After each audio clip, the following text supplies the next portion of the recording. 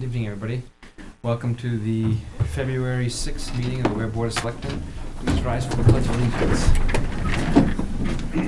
I pledge allegiance to the flag of the United States of America and to the republic for which it stands, one nation, under God, indivisible, with liberty and justice for all.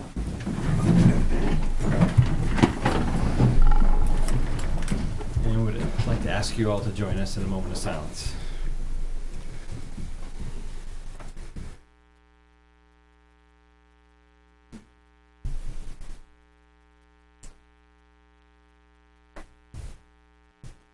Thank you.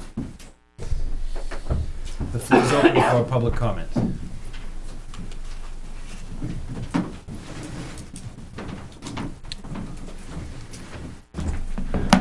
Thanks. Frank Campana. If I'm not too late, I'd like to request of the Selectmen for the makeup of this coming year's town report to include, as has been done the past several years, quite a few years, I guess, and the earnings history pages, to keep the police department as has been done in the past. And theirs is kind of the exception because their salaries, their whole total income can be made up of, about 5 different factors. Includes education, buyouts, overtime, uniform allowance, special detail, which is a little bit, probably a little bit different than other town employees who are listed in here, just under one salary. So that's my request. If it's not too late, I don't know how far along it is, but personally I'd like to see it that way. And then I don't know how many town reports are handed out, but then it's right there for the people to see. And I know it's public information if it wasn't in here. That's it. Thanks.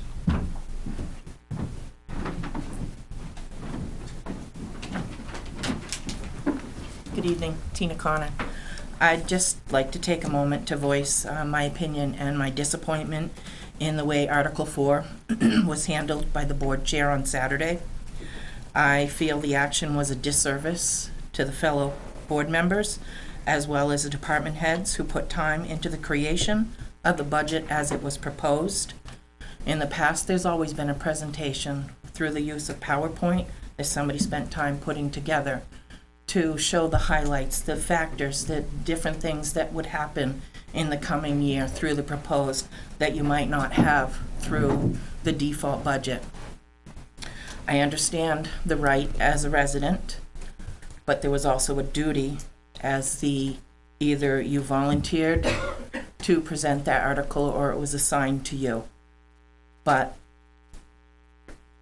there should have been, if you didn't feel you were up to the task of giving the article the respect it deserved, you should have had someone else present it, removed yourself from the stage, and made your amendment as it was your right to do as a town resident.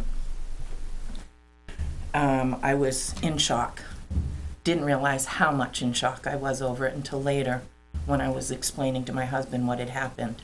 And I just felt I needed to come and just voice that this evening. And I know there's not much that can be done about it now, but it really was, I feel it was a disservice to all the work that went into putting a proposed budget together. Thank you. Just a quick response. I'm not expecting one, it is just public comment. No, I understand. It's a valid criticism. I shouldn't have done what I did from the podium. I should have excused myself, gone down to the floor and done it as a private citizen. And you had every right to do that as a resident. Thank you. Yep. Thank you.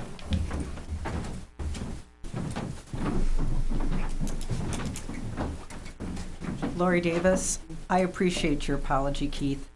I've had 15 phone calls, 6 people dropped over to my house, and as I walked out the door, I got another 3 people asking me if the meeting is legal. 2 people are calling the AG's office, and I'm here to tell you that what you did, if it generates any legal problems, it shouldn't be on this town to foot the bill for it. It's on you. As a selectman, you know the rules. You knew we had a moderator that was stepping in that knew nothing about it.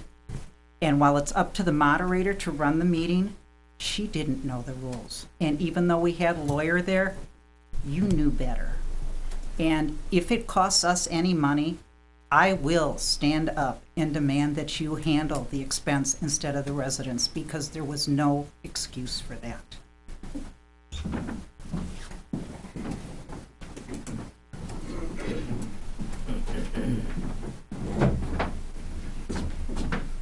I haven't really thought about, I'm glad all of this has been brought up tonight, because I really do think we all need to be together in town, and as blindsided as your fellow selectmen must have been, that is too what affects me. I think if between Monday night, I know in the default, you couldn't do what you wanted to do with the default. If you had gone home, thought about it more, maybe contacted them, maybe you could, all of you could have hashed out something differently. I think it's a lot better for the selectmen to work as a team, come in as a team to the deliberative session. I'm flabbergasted.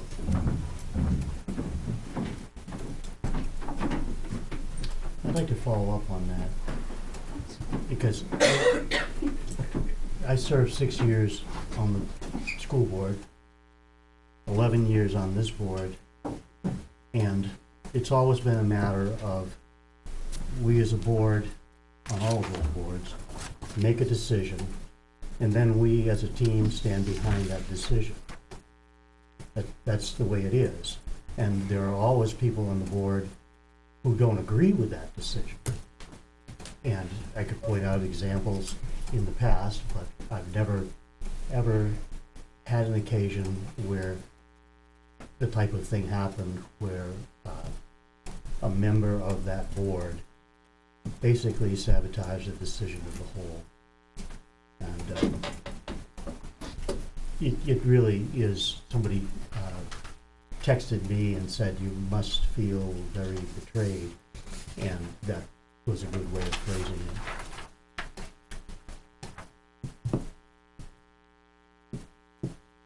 Thank you. Okay.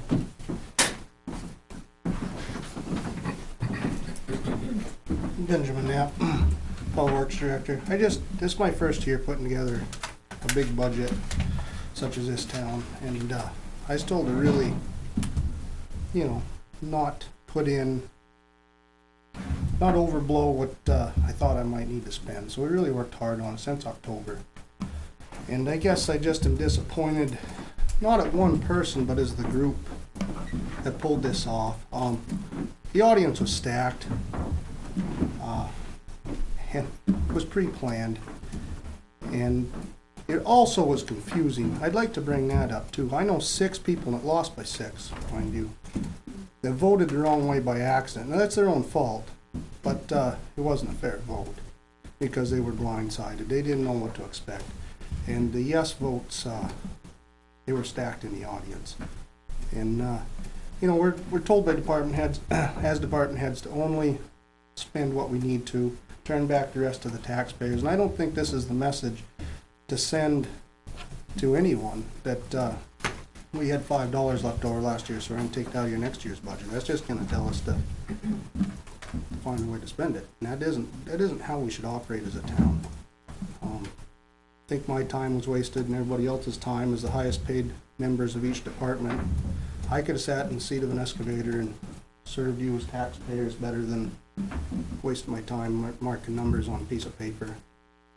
I'm just disappointed that some people that I even call friends would do that, I guess. Thank you.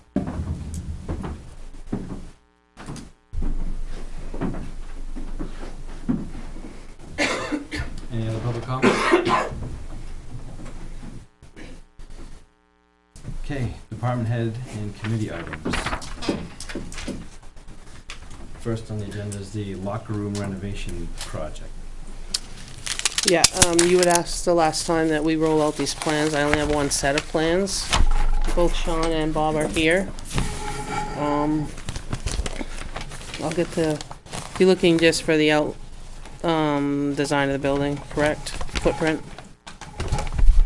Sean, Keith, I'm sorry. Yeah, floor, we were Yep. talking, I guess there was some discussion about between the two sides of the Sorry, building, Tom. where it's going. You just went on the ground. So I guess, I kind of have had a conversation with Sean. I've also had a conversation with Bob, but I think that putting everybody in the room needs to. And I don't know how you wanna do this, because I only have the one Putting Humpty copy. Dumpty back together. Just to know, do you guys wanna smoke? Alright. This is where you come into the building. You guys might hover around. This is the lobby. Emily's here. You go down the hallway here. Pretty self-explanatory. It's how you. I don't know. I've never been to the workout room. I'm going to tell you where it is. So I'll just phrase that. I could see it on the plan, but I don't know how to get to it. All these doors. This is, this must be an old plan, because this is not how the building's built. Okay. Well, that's the plans that we have that were supposed to be built by. So I Probably can't help you with that. Yeah, it's not built the way it's shown. Okay. Yeah, there's,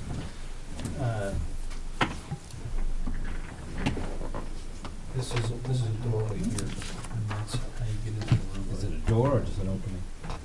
It's a door. Is it That- swinging That door doesn't out or exist. in this way? No, That door doesn't, but it swings like this. that door doesn't exist either. Yes, it does. That's a closet. That's where the telephone. I thought that was accessible from you guys, not from the No, living it's room. only accessible from that Okay. side. This door doesn't exist. No, that one doesn't. Well, I mean, I went and got our plan, so I don't know that Right, wasn't and built these are that probably way. just Mhm. the originals.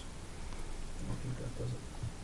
And so what's the plan? We're just changing this into a locker room? Well, I think that's what we'd like to do. The And was space, Go ahead. I'm sorry. The space is, we're not able to use it during duty hours, as you can well imagine, and so now it's holding equipment that's not being used. We have no lockers, locker room division for, by gender, so, right now, we're kind of shuffling in and out to try and keep, some gender privacy issues resolved. And it seems like where we are out of space in every other respect, that here we have a space that's not being used, that it makes sense to repurpose it for this. And I guess I misunderstood maybe. I thought that I had heard that this was space that was being also used by the fire department. Is that not the case? I'm the counterpoint to his argument. So you should both be here kind of talking about what it is that we're looking for. That's why they're both here. Well, and I assume once he's done making his pitch, I'll cover it. So, Chief, just a question on what is going to become, if this all goes through, what will be your intention for this particular area, and what would your intention be for that particular, what's existing? Yeah, they'd be gender-specific locker rooms. So you're just gonna turn one end, the Right. one that's currently in use would be one gender and the other one would be the other one? That's right. Okay. Would there be any facilities put in there, toiletry, et cetera? No, we would continue to use the existing facilities. This is in lieu of, if you'll recall, now months ago at this point, where we had the discussion about a renovation of this room here, and building a wall here and removing this wall. The cost of that is, depending on who you talk to, the quotes that we got were somewhat disparate, and what we learned was that nobody wants to do any ADA renovations. So frankly, I don't know what we're gonna do about that, but in order to bring these two restrooms up to ADA standards, I frankly, I don't know what we're They gonna need to do. be twice the size. Well, maybe that's the case, but we're simply not gonna be able to do that right now until I guess we get forced into it. We have to do a complete building renovation. What was driving the need for changing the toilet rooms to ADAs? Adding the locker room here was driving the need to renovate the toilet rooms?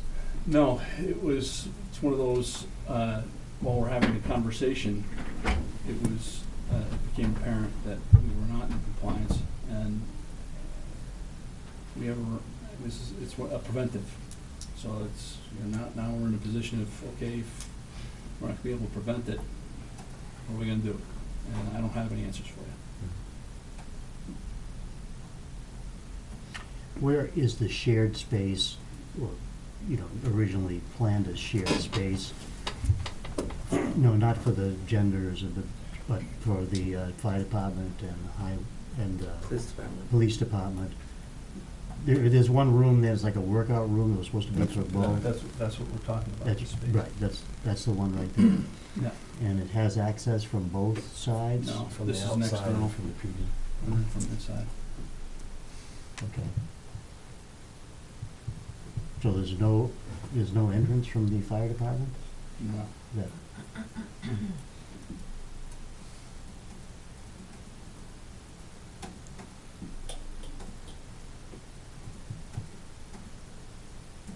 And is this in fact a telecommunications closet? It is. And how about this room? What is that room for? That is remarkably actually being used that way. It's what we would call a soft interview room, where the victims or witnesses of the crime would come in and have the privacy. Before, they were doing it out here in the library, in the lobby rather, and that just didn't seem appropriate to me, so we moved it to here. With that door, with the two doors into that space? Yeah. And is there any traffic that comes through there? Nope. That's secure. This one does not lock. Would there be if it became a locker room? Yeah. So what would you do in the event that you're having an interview in there? To lay using the locker room.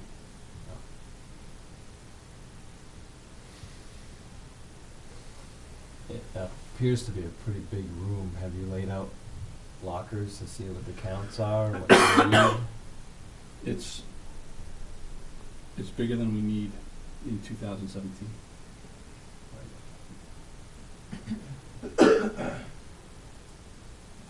Okay, I'm curious to hear what Chief See's. Podium or table? Oh, right over. Come on.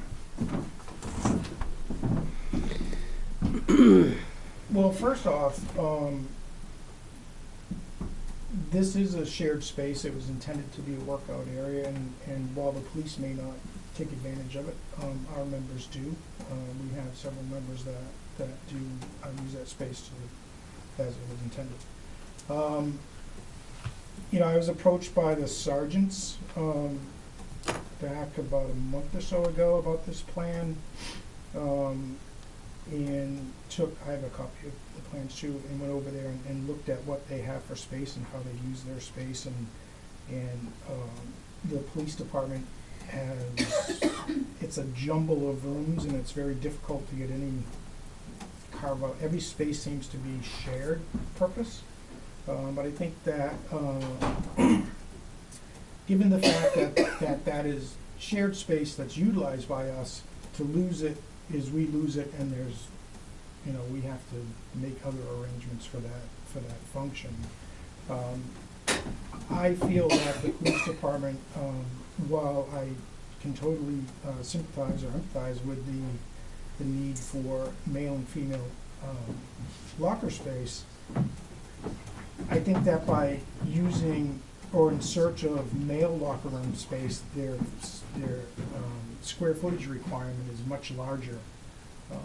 Whereas if they were looking for female locker room space, you're talking about 2 or 3 employees, I think 2 currently, and potentially 3 in the near future. I don't know. That seems like an easier quest to find space than to find space for male employees, or 9 employees, or whatever the number is. What's the count of lockers in the existing locker room? That depends on how you count. I know that sounds like a glib answer, but they're discarded middle school lockers, so depending on the officer's equipment, they might have 2 or 3 of them that they're using to store their stuff. How many of those small lockers, I'm not sure. So what, they're half height or triple height lockers, or are they? These are this big, aren't Yeah, they? Are they're they about little? 6 inches wide and small, We don't have lockers. and then they've got books facing above them. So It's a conundrum for sure. Yeah, there's no doubt. It's, you know, I've been heard saying many times that whomever designed the floor plan of this half of the building, I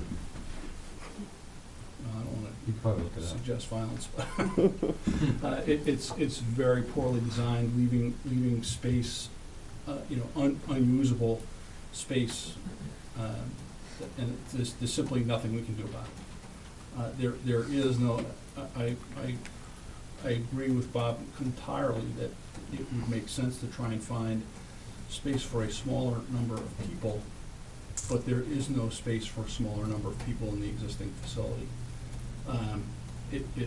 It limits us to where we can move, and where that's the smaller space, the existing facility is the smaller space, it makes sense that we would occupy that with an eye towards the future, and occupy this with the larger number of people with an eye toward the future as well. And our concern, you know, in speaking for my members, is that we lose, you know, in the present. And, you know, we lose an immediate space and you know, our needs will look like their needs as, you know, we compact what we do into a smaller space that isn't necessarily overly well designed either. Are you in need of locker room space as well? We have no locker room space, no. We do have a male and female bathroom. In the workout area, is it full of equipment and it gets used often, or is it just a It's not bench press and a necessarily couple full of equipment, but it is used on a regular basis by the people that.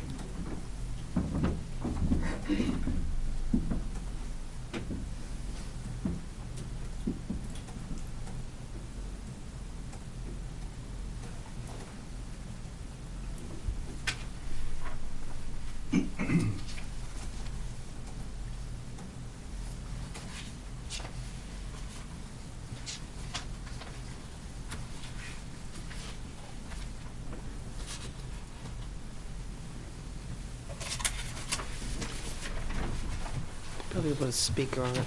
If you wanna open it, you might be able to put a speaker on it or something.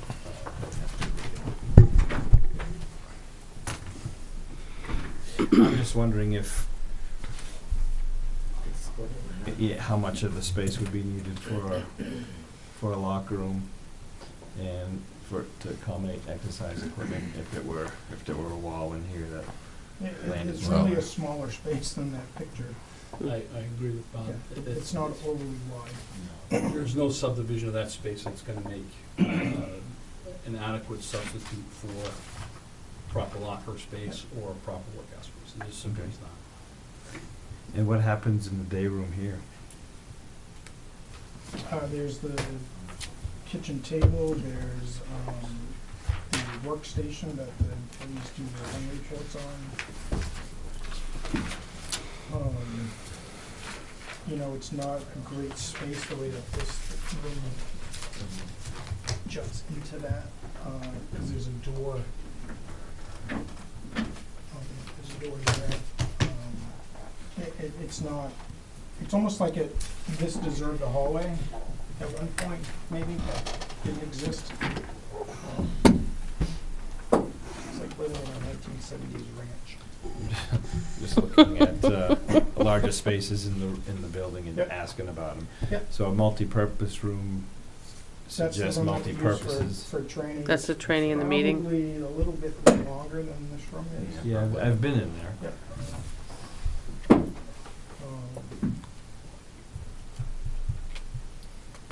So it's, The only thing we haven't discussed was whether that locker room space could become shared space, where we're in need of locker room. You know, we have no locker facility now. And that is one thing that I've heard from numerous people is there is no place to store their uniforms or any of that stuff. So I don't know if that's even an option. I don't either. You know, About to fire, share police that share as a- locker rooms. As a locker room. I don't- Share it, and you're saying getting rid of all the workout stuff? Well, I mean, if that's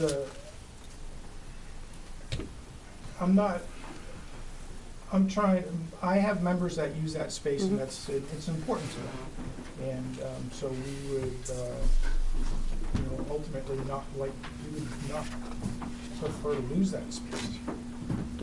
Because otherwise, we have to find another place for that function to occur. Does this plan showing I mean, if that the gets us current to. the current space that's not garage, everything from here over is garage? Yeah, is it's that- all. And that's what that space is. Yeah, the cells right here is, yeah, that's garage. This is one of those, having worked from a temporary facility for 15 years, it doesn't seem very temporary, so for me to suggest that this would be a temporary fix, I don't have a lot of faith in. But that's kind of what I look at this as. This is here this building is really not all that old, only about, 13, 14, 15 years? Yes, 03, I think. Okay, so 14 years old. And as you're hearing from both of us, we're flat out of space. As you know, through this budget process this year, we've had to go out and buy, or we're in the process of buying 8-foot tall file cabinets to maximize the space on archive record storage. That space is going to be completely used up in no time. We'll be out of that space in no time at all. So where do we go from there? We're already utilizing what were cells, prisoner cells, which this is being used for the storage of evidence because our evidence room, we've outgrown it. This other cell is just it's not a locking door, it's now just a bathroom for when we're dealing with folks that are in custody. But we're already using the space completely. This thing, to call this a lab, that's not a lab. We've pulled out the sinks, we're pulling out cabinets that we're storing equipment in. We're out of space. The only existing space that has, that's not used is because it's unusable, is this gigantic open hallway here. For whatever reason, that was left like that, and it's unusable in its existing condition. Any suggestion we have for repurposing any of the space, it requires construction. There's no way to avoid it with the existing layout. We can make offices smaller, that's fine, but it requires construction. It may, whatever. But anything that we did is going to cost us a fairly substantial amount of money. So I guess if nothing else, this starts the conversation. And by the time we're out of that space there for archive storage, there's got to be a plan in place for an extension on this building. Has to be. So, like I said, this is if I had a vision, this would be a temporary fix.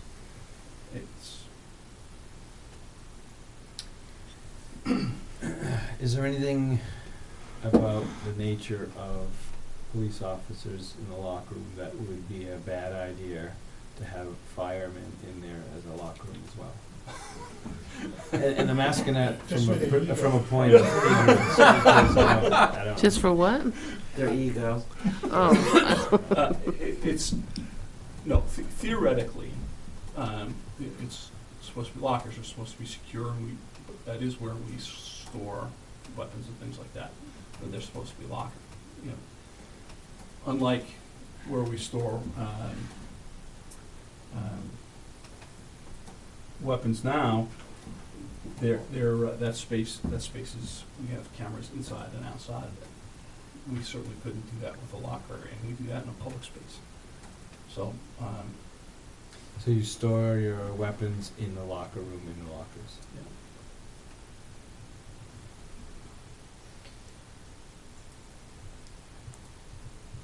They don't manufacture gun cabinets or something that would go and be appropriate to put their weapons in, so they're not in the lockers and their clothes are in, be a little more secure than a closed locker?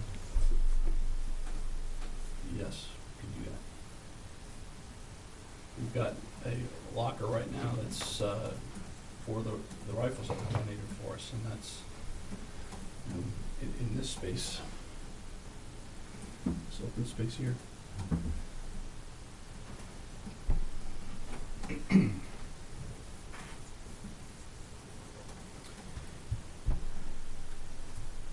Okay, Yep.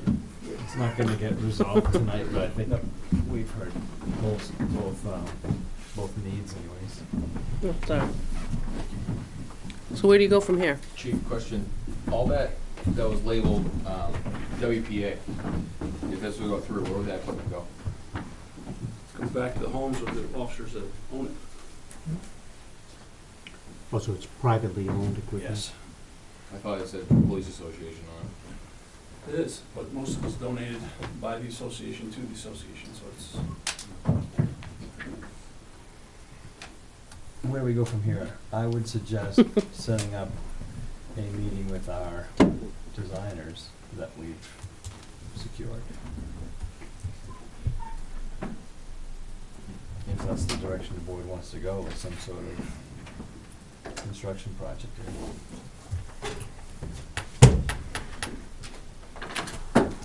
I think before we do that, we're gonna take a walk through.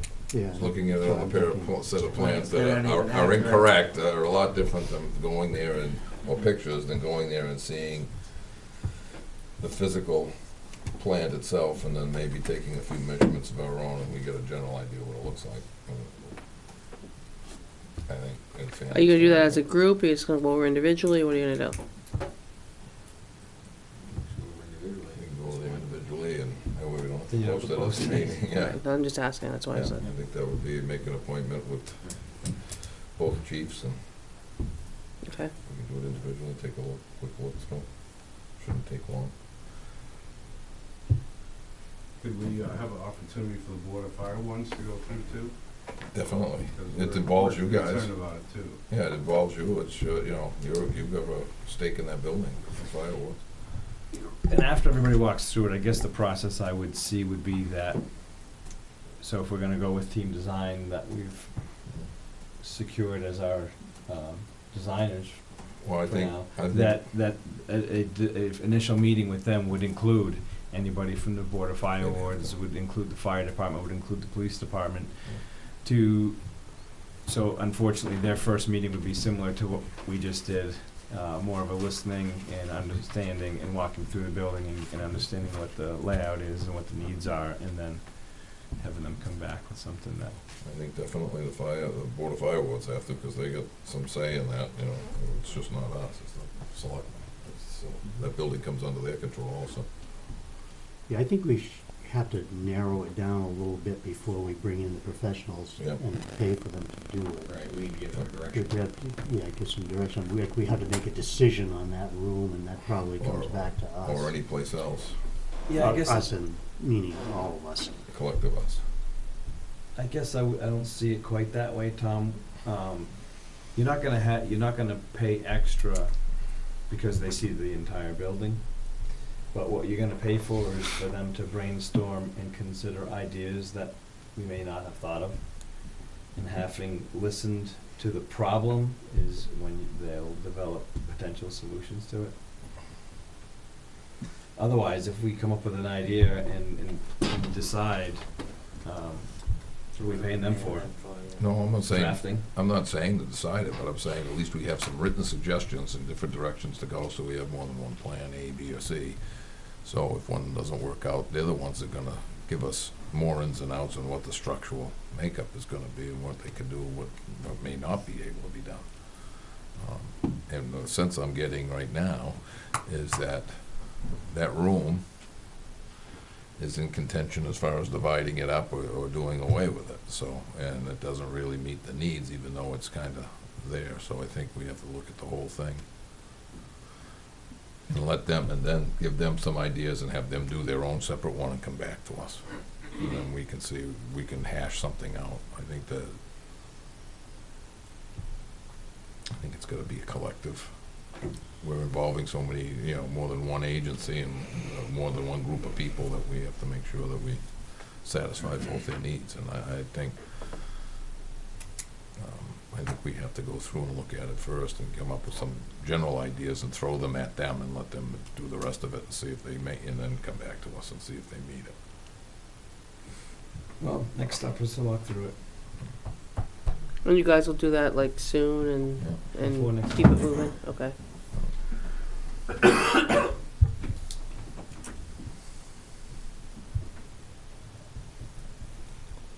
So it'll go on my other list and not the agenda, so that we keep it moving? Okay. Try to do it, well, it depends on what the Board of Fire Wards can do something before next Monday. Can't guarantee it, It's a little quick. put the word out. But our next meeting is a week from Monday.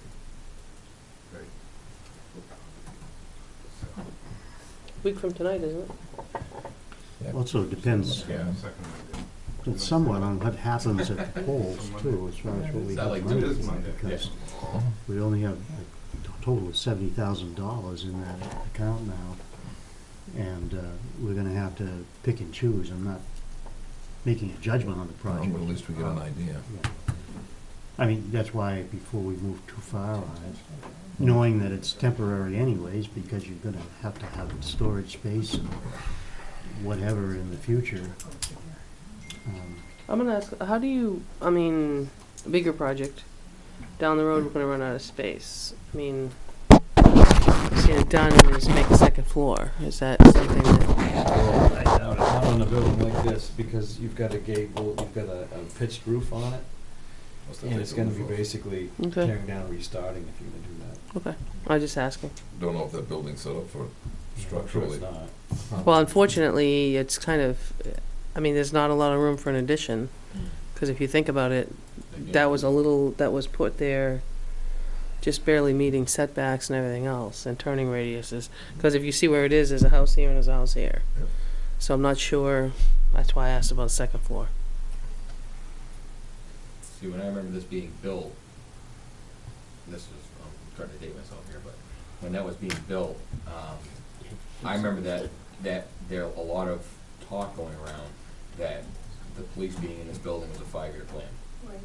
Oh, And okay. that was, and because this was forecasted, The outgrow, was, okay, was police was gonna outgrow okay, the spot, fire was gonna outgrow their side, okay. looking forward, that this was gonna happen. That was It a was- 5-year plan in 2003. That's what I remember it being said as. Wow. Yeah, I've heard that too. But everybody was so anxious to get out of the facilities they were in. I mean, Absolutely. the police department was a downstairs room in this building. Did anybody pick up that they have an awful lot of stuff? Or was it just me? Because I'm a little worried about, there's any hoarding going on. Just kidding. What about, I just want to ask the chief while we're here, what about storage off-site? Is that a possibility, or would that not work? Sounds like you need a lot of storage area for stuff. When I took over, unfortunately, there was. Chief, I'm gonna ask you to take the mic. I'm gonna next if you Yeah. follow up. Yeah. I'm sorry, what do you want me to do? Just to Mic. take the mic. Okay. So the question, if I get it right, was asking about storage and storage needs within the space and how much of that can go off-site. So And we've talked about that here, but go ahead. Yeah. There was, when I first got here, there was 2 or 3 off-site lockers that were, unfortunately, they were being used to store evidence commingled with agency-owned property commingled with public works property. And needless to say, that is not a tenable arrangement. A significant amount of the stuff that was stored at properties here in town was damaged beyond repair. The things that, there was old cases that, there's a shed on the south side of our building. There were old cases that, again, evidence and, found property and so forth that was just left in that shed. So when we accounted for all of these articles and put them into conditions that allowed us to use those articles for evidence if they were to be used as evidence, or to store them safely, that overwhelmed the space we have. So for us to go off-site again, very frankly, is not very attractive. No, is there, I'll just throw this out there, is there an option maybe of building, I know there's a shed, is there an option of adding on to the shed, or making it longer, making it just evidence? I don't know. That's stuff we should look at when we go walk out there. Doesn't look like the type of building that you'd want to store evidence in. Absolutely not. Okay. Something like that, I think it was spoken to, that she spoke to it once before, it was like a Connex box, you can secure it a lot more, it's a lot more rugged, it will stand. Yeah, Oh. right, but that's More of a secure facility. even the Connex box is not gonna be used for ordinary evidence. That's things that would, that need a secure place that would be able to survive the elements if they were left to their own devices. So in other words, a car or snowmobiles, motorcycles, things like that, exactly. That's not a place that you would put anything that could be affected by weather. Now, I'll just throw it out there, we've talked, Sean and I have talked, and he's perused the basement to see if we could store things here, but some of the stuff that he has to store has to be, only you guys get to, correct? That's correct. So would renovating the downstairs work here versus over there? I don't even know. I'm just I was just trying to think I'm asking the box question. a little bit. Yeah, You've got to tell me. My understanding is that the space that we were looking at doing that with, that you met some fairly vehement I did. objections to I did. internally. And that's again, I mean, we're talking exactly as Bob and I are trying to deal with. Mhm. You know, the town's out of space for the things that Yeah. we need to do to operate. So it's robbing Peter to pay Paul. Well, I guess I'm looking at, after being down in the basement, the old entranceway is keyed to the outside. You could come down, there's one door to the right that we could make different, and then maybe they could have that whole area. We don't use it as a conference room Where your anymore. office used to be. Well, my office is kind of full, but if you went right straight down the hall, you came out to the big where the conference table is. I'm wondering if this is a good use of the selectmen's time Oh, at this point. okay. I just was trying I think to, when we walk around, we look at everything, so that Okay. next time we have the discussion, we'll be able to. just space, there is some space downstairs. There is some space, it just may, I'm just saying downstairs might be usable with one access for them. The problem I ran into was there's certain access that they don't want to share access. There's certain records that needed to be kept to certain people. So that's why they didn't want to share. So that's where we are. Okay. Right, I'll want to roll those up out of your way. Gotta watch out his microphone there.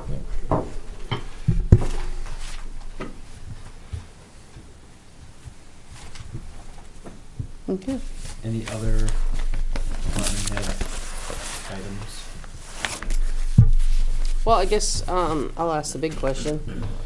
I think they're all here to see what we're gonna do, but I think I've talked to everybody that we don't know what we're gonna do because we don't know what we have to do until comes across proposed or default, meaning numbers.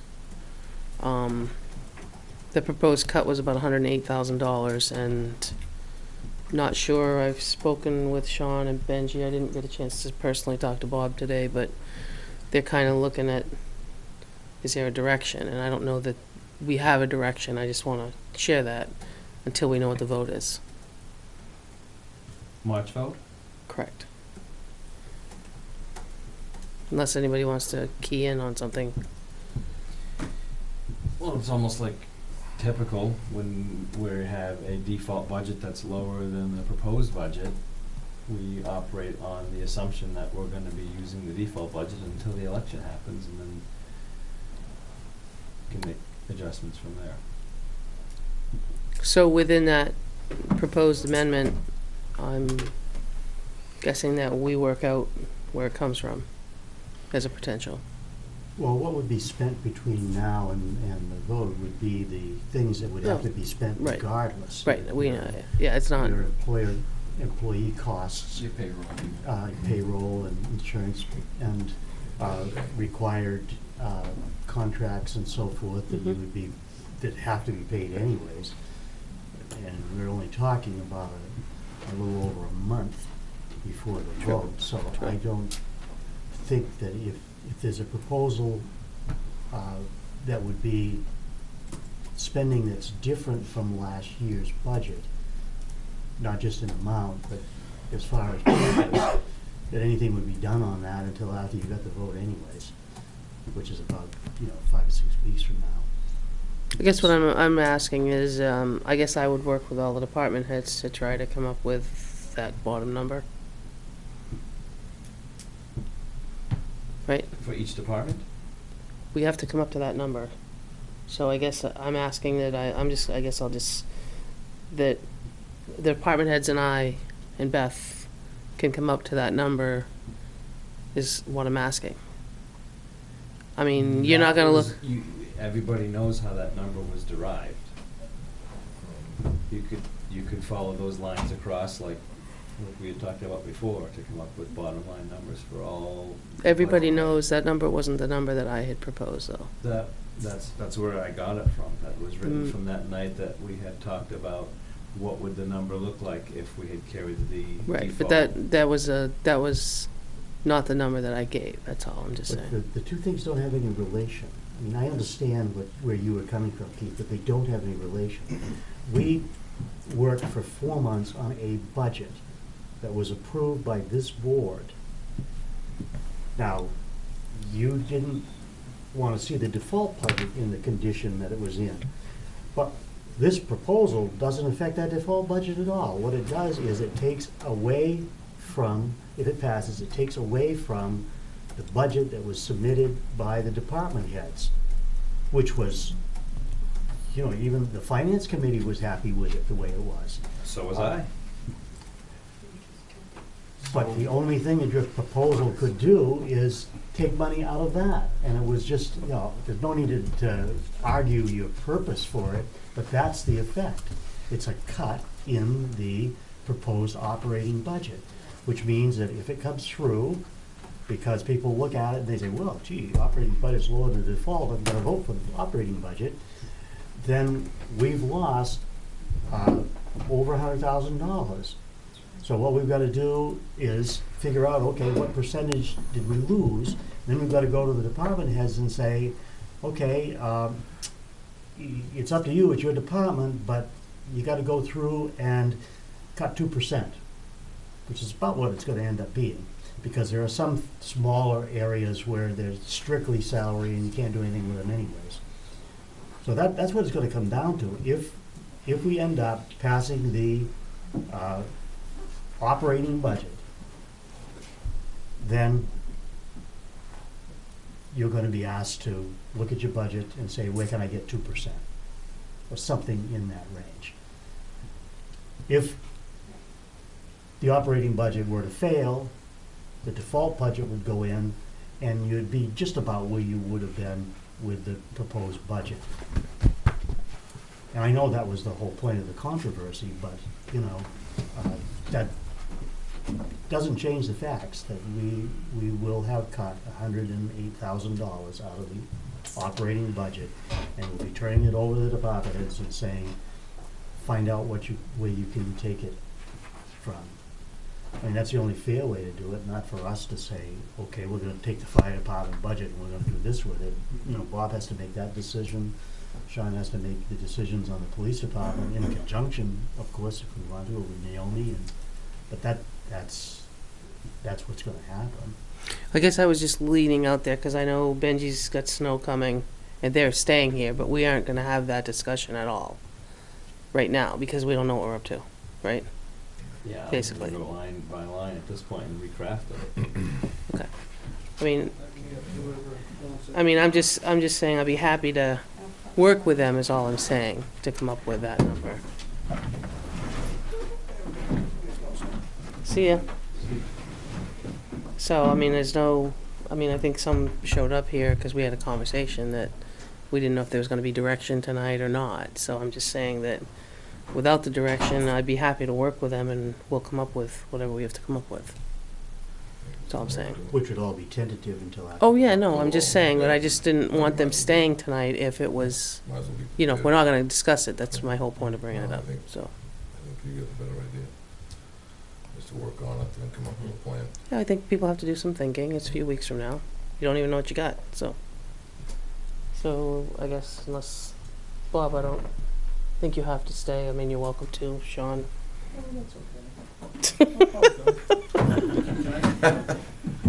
I guess.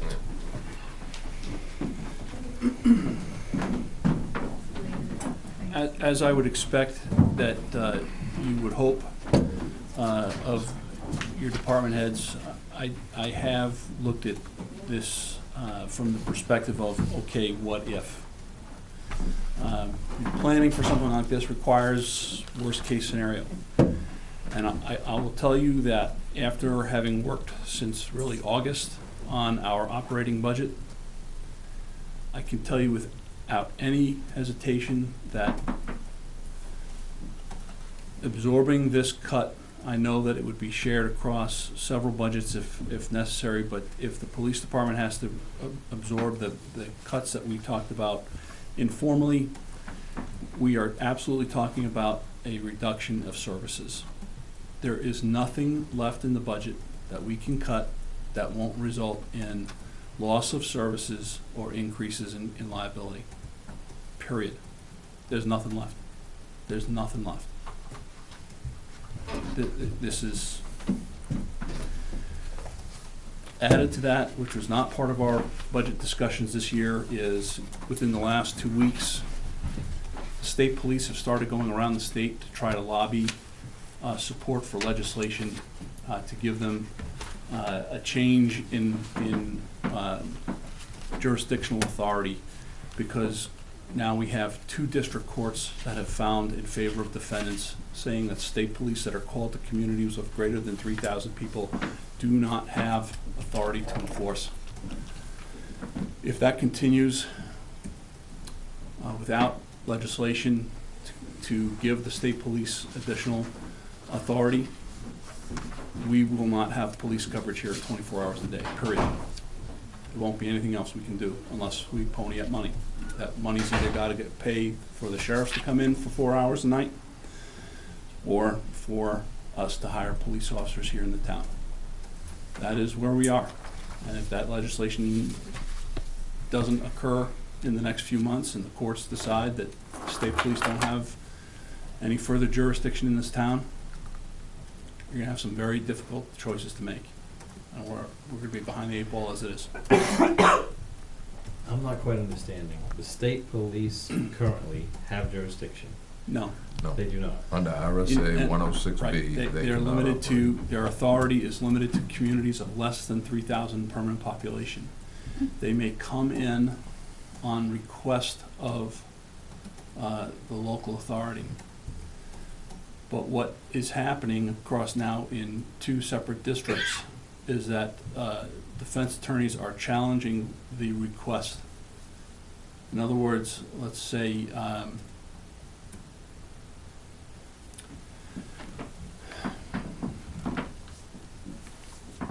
there's an agreement between the troop beat commander and the Weare Police Department that they will respond to calls for service here in town, because I've requested it. What is being challenged is the request itself. Because under the statutes, the state police cannot enter into mutual aid agreements with counties or municipalities. Municipalities or cities. They can only come in on a request. So the argument is that the request that we have is blanket, and therefore it does not have valid lawful authority. So, in other words, we would have to have a separate request from me to the troop commander for every time the phone rings between the hours of 3 a.m. and 7 a.m. And that's, based on what happened down in Keene, that's not going to work either. So we'll see. I mean, again, this is me being deliberately negative, because we have to be thinking about this. We have to start planning for it. If the state police are not successful in getting this legislation passed, we have got to be thinking about what we're going to do to respond. So the legislation would give them the authority? It changed the statute. It would change the statute and it would enable them to have authority. It's RSA 106B, gives the authority.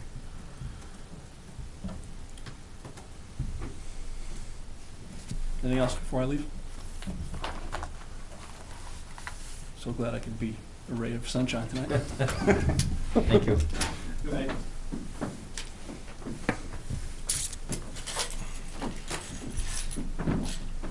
Okay, mailer.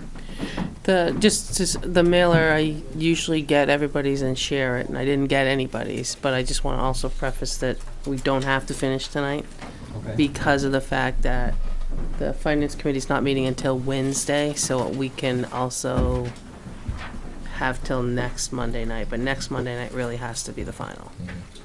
So, Well, it's just special. did you do yours?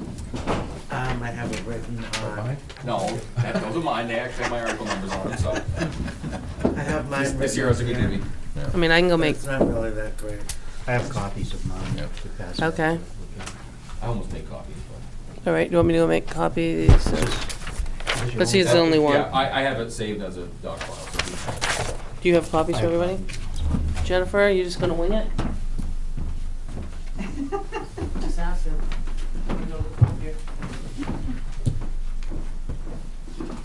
I was gonna plagiarize some. Let's send it to me. One of these? Just take one and pass it on. Those are my suggestions for the four that I was assigned. It's not working, I didn't finish it. Set this in this shit.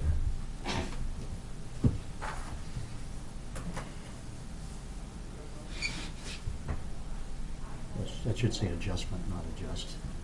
Second one. Adjustment. Yeah.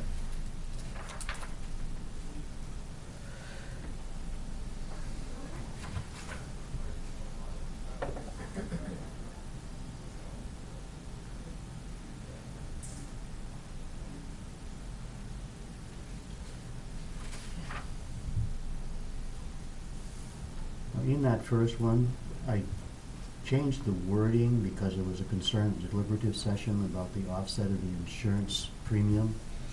So that's why I phrased it up to 2815 first year and up to 4697 in the final 2 years, Yeah. depending on the insurance needs of the officers the town hires.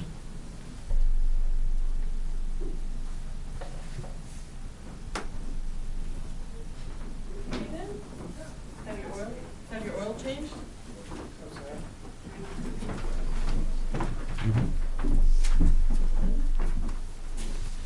Here, there's two. There's two for you. And actually, let me have one back. You can have your original back. Keep with his. And mine. Can I send you mine tomorrow? Sure.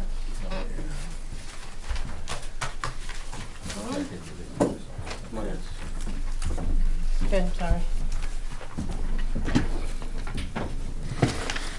So, 5 is Tom.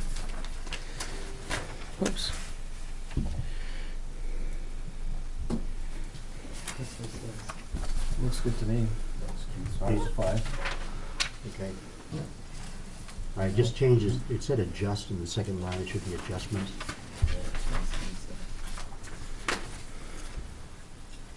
Article 7, government building and maintenance, anybody want to suggest changes to that? Well, and I read it out so people know what we're Sure. talking about. This would be our piece in the mailer. Just go back to 5, just so I read it aloud. This article covers the costs associated with a 3-year collective bargaining agreement with the union for police department employees. It represents a 3% salary adjustment for each of the first 2 years of the contract and 3.5% in the third year. The agreement also includes a change in health insurance premium contributions for employees, moving from 7% to 10% of the premium. This insurance change will save up to $2,815 in the first year of the contract and could save up to $4,697 each year in the final 2 years, depending on the insurance needs of the officers the town hires. The multi-year contract will help stabilize the department and help with the recruitment of new officers. Police were without a contract and received no raises in 2016. The same was true in 2014. There are also important language changes in the new contract that will benefit the town. And then in Article 7 was Government Building and Maintenance Fund purpose. This article will add money to a capital reserve fund established for the repair and maintenance of government buildings. There is major work to be done on the town hall, structural and foundation work on the gazebo, and insulation in the town office building. Although money was placed in this fund last year, preliminary estimates on repairs at the town hall far exceeded the amount in the fund. This same fund is available for emergent repairs when needed. Any suggestions or changes on that? Want to add anything of what was done in '06 from that fund that was maybe not expected? What did we have? Did we do And the the boiler, Yeah, the list, 2016. Yeah, you said 2006. Yeah. The boiler in the, 2006. was the furnace in the town hall done in 2016? I think it was done at the end of 15. Yeah. Okay.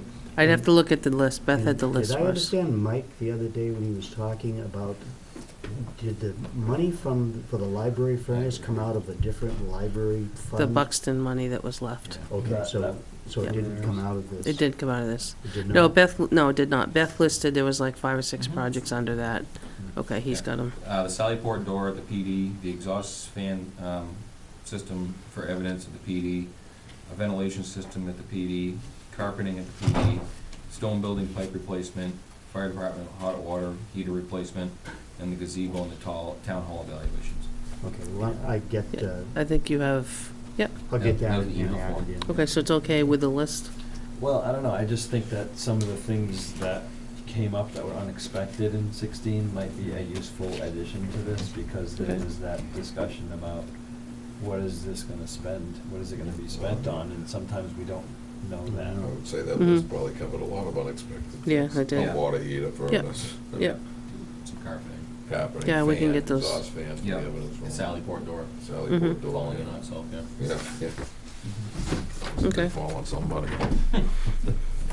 It's almost. Bridge Reconstruction Fund. This article will establish a bridge reconstruction capital reserve fund and add $105,000 to that fund. The state will pay 80% of the cost to replace bridges, with the town paying the remaining 20%. The intent of establishing this fund is to save for the town's share of the cost to replace 3 bridges, the major one being the River Road Bridge on the north end of River Road. The other 2 bridges on Lowell Road and Old Francistown Road are smaller projects. By establishing this fund, the town's share of the cost will be available when the state funds are available, thus avoiding delays and long-term debt. Sounds good. Old Francistown is spelled wrong. Yeah, it's got an E. Supposed to be Yeah. Oh, okay. Spell check sounds was, good. Spell check was, spell check must have caught you. actually, it didn't, Let it go. yeah.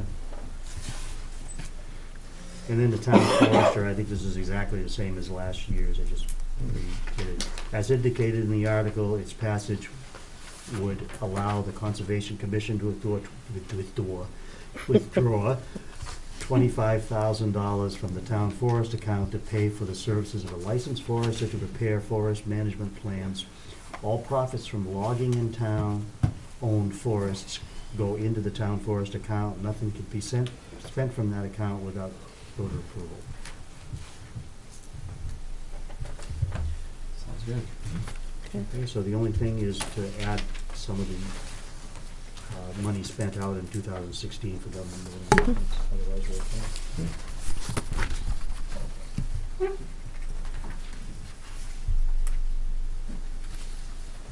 Article 6. Employee raises. The purpose of this article is to give the selectmen the opportunity to make salary adjustments for the non-union employees of the town and library personnel. This year, the Public Works Department is now part of this pool. Unlike what can be negotiated into multi-year union contracts, the only avenue available to provide raises for these employees is the passage of this article and similar articles if they are proposed on an annual basis. This year's amount was calculated by applying a 3% salary increase across the board. Actual increases may vary depending upon performance.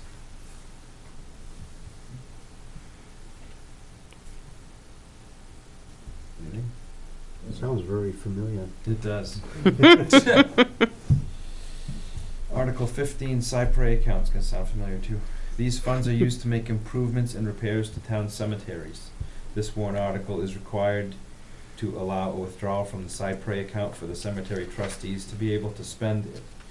If the money is not spent in 2017, it will return to the account. In the past, this money was used to repair damaged stone walls, boundary markers, and fencing. Okay. And 16, Hazardous Waste Day. This article is to allow the transfer station to participate in a hazardous waste collection day.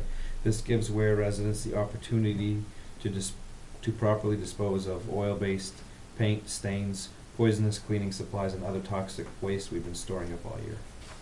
I think somewhere in there ought to be an addition about I know it's in the article that if it passes, if the operating budget passes, it goes into that. But I think there ought to be just a little bit of an explanation for that. I know it says it's crafted right into the article, but it might not hurt to reinforce that. It might hurt to reinforce that. Because depending on what this board decides on the proposed operating budget, this board may decide not to recommend the proposed operating budget. If that's the case, and you say something on Article 16, it almost is saying we want the proposed operating budget to pass. Well, I think it's being transparent, telling them what that's gonna do regardless of our recommendation. I think the way that the article is phrased, Do you think that that's enough? we live with it regardless. Yep. Okay. If Alright. I the think operating that's- budget passes, then, Then it's We have to live with it. no matter what size the operating budget, then we're required to follow through and Put void that in out there. this article and take the money out Yep. of the Okay. operating budget. If it doesn't pass, then this one does, then it would remain in this separate article.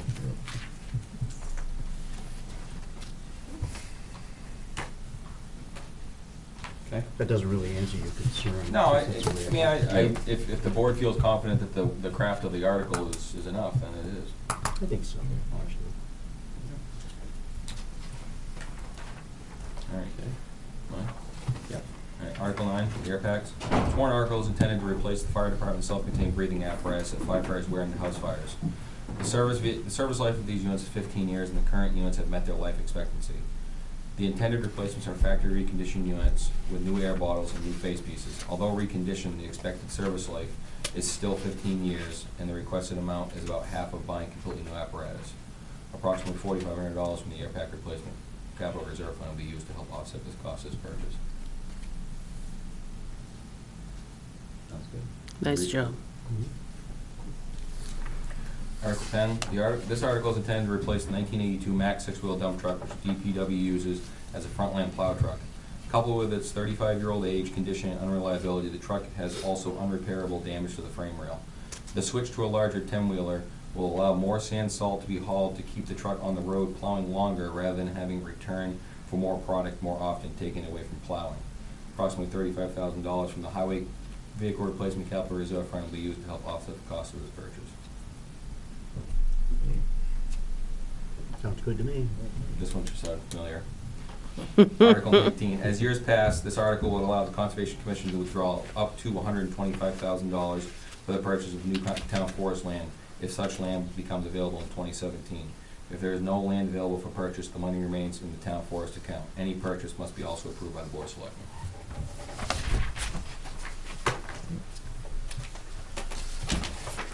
Okay, so you two, I don't wanna call you slackers, but just teasing you.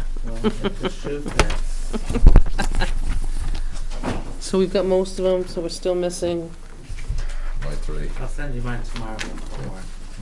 okay, and then I'll share them, but we can have to finalize next week. Should I send them to everybody or just you?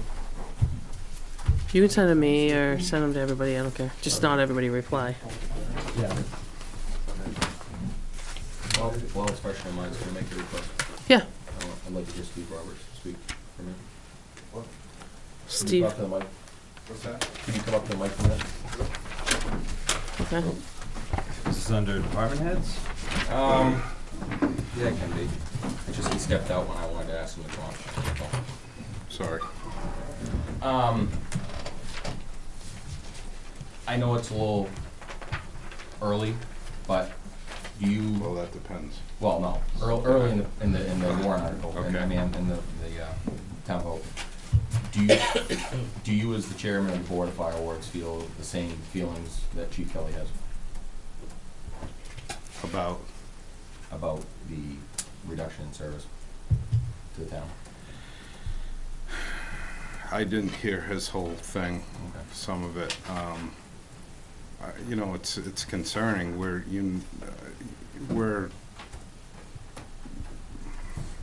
in a crisis. You know, I don't want to be inflammatory, but our department, as a call department, is having an increasingly harder time providing service because of the expansion of the town and the department becoming busier.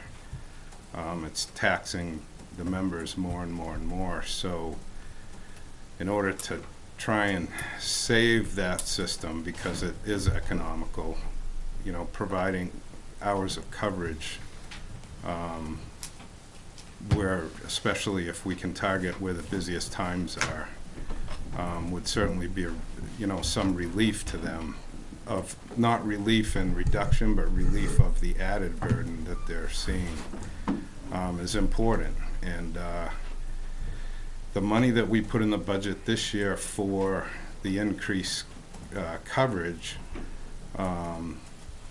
is very important, and we also made sacrifices in other areas because of that importance.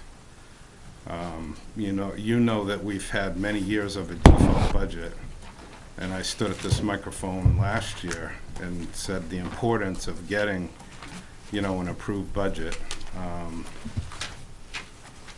Every year it's important, and I was very disappointed because in the public hearing that we had 2 weeks ago, I think it was, there was a lot of people saying what a good job we did in preparing the budget. Not we as our board, but everybody that worked on it. And I think some of the comment that we heard tonight from public comment kind of echoed my personal feelings, is that, it's hard not to take it personally when you put in a lot of volunteer time. And in our case, in the fire department, we're kind of unique where we have the separate board. We all have a special interest, and many of the members of the boards have expertise. But we're also taxpayers too, so we kind of we're not, well, and we're trying to be responsible. We're not just trying to spend the money. And, but we've tried to be very, very careful too. We'll do the best we can. At some point, though, I think, and this is my personal opinion, if you're asking, you know, you can only, with the cost of living going up and all that, you can only do so much before it's not going to work anymore. If I need a new car and it's not in my budget at home, I can maybe go get a part-time job or earn some more money to make that happen. There are some options, but we can only spend what we have approved to spend. And so I don't want to. We'll do the best we can, and that's all we can do. My personal opinion is safety services are first. So that would be my preference, because, you know, if you're, I don't want to disparage any department or any service, but there are some things that are okay. But if you're not breathing, you have 4 minutes, and that's it. I spent 30 years seeing the gravity of that. It's real. And I've seen our department, the men and women from our department have turned the tide many times. When I first started CPR, we hardly saved anybody, but with the technology of the medications, the electronic equipment, with training and the, you know, increased skills, intubation, etc., we're seeing a huge increase in this. People in this town that are alive and functioning normal today because of that. And so the National Fire Protection Association has models for response times, because that's really important. And we're doing our best. We look at those and we try to do the best we can. We can't meet it, but we're trying to do the best we can. And so, you know, what we ask for is not frivolous, but that's the reality of it. And so that's my feeling. A lot of that's my personal feeling, but I wanted to hear it from the board chairman rather than myself misrepresent something. well, that's okay. Thank you. But you know what I'm talking about, because you're a responder too. I couldn't have said it better. You know, that's the importance of it, and that's, you know, I can't speak for the rest of the town, obviously, but I know the work that has gone into our department, and you know, it's the men and women of the fire department will do the best job they can do regardless of anything that happens political. I'm confident of that. But it's hard to it is hard, you know, we're all humans, and it's hard to be motivated to the best you can be if you're thinking that, you know, you're not being supported well. But they still do it. I'm confident of that. And they will continue to do it. One thing about firefighters is if you tell them they can't do something, not that it's not allowed, but they can't physically or they won't be able to accomplish something, they'll kill themselves making it happen. You know, it's just the nature, you know, of that personality. And because we're problem solvers. And people call us because they don't know what else to do. And so it's up to us to either fix it or find somebody for them that can. And so that's what we try to do every call that we go on. Every call that we go on is important, because people don't call 911 for nothing. It's important. It may be, we might think it's something that's simple, but to that person it was important. And so we take that very seriously. Anything else? That's it. All right, thanks. Thanks, Keith. Keith? Yes. Just a follow-up on, I mean, it's irrelevant, I realize, but I want to say it. It really didn't fit in with the discussion on Saturday. But, you know, the total increase over last year's budget in the proposed budget that we had was $91,332. And if you consider the debt service increase over the previous year because of a new highway garage was $74,762, the actual increase proposed by all the departments was only $16,570. $16,570 was all extra that they put in order to increase the services by moving things from one area to another. If you consider that one of our articles on the highway, on the police department vehicles says that we'll reduce the operating budget by another 10,000 if that passes, then we're talking about $6,570 is really the only actual increase. And now we go back to the department heads and say, you have to subtract $108,000. And they don't have that in there because it was a conscientious budget built by these department heads that included some extra services, but was built in a very reasonable way so that it wouldn't affect the tax rate. So, anyways, it's irrelevant at this point, but it's something that we should understand the impact of what has been done. Right, and there's no disagreement with anything that you just said, Tom. There's no disagreement with what the department heads had to say. Unfortunately, that was the avenue that was left. We had public comment here, we had public discussion on our budget, where the default budget was part of the discussion, where it was something that could be effective. And that's been the way we've always done business.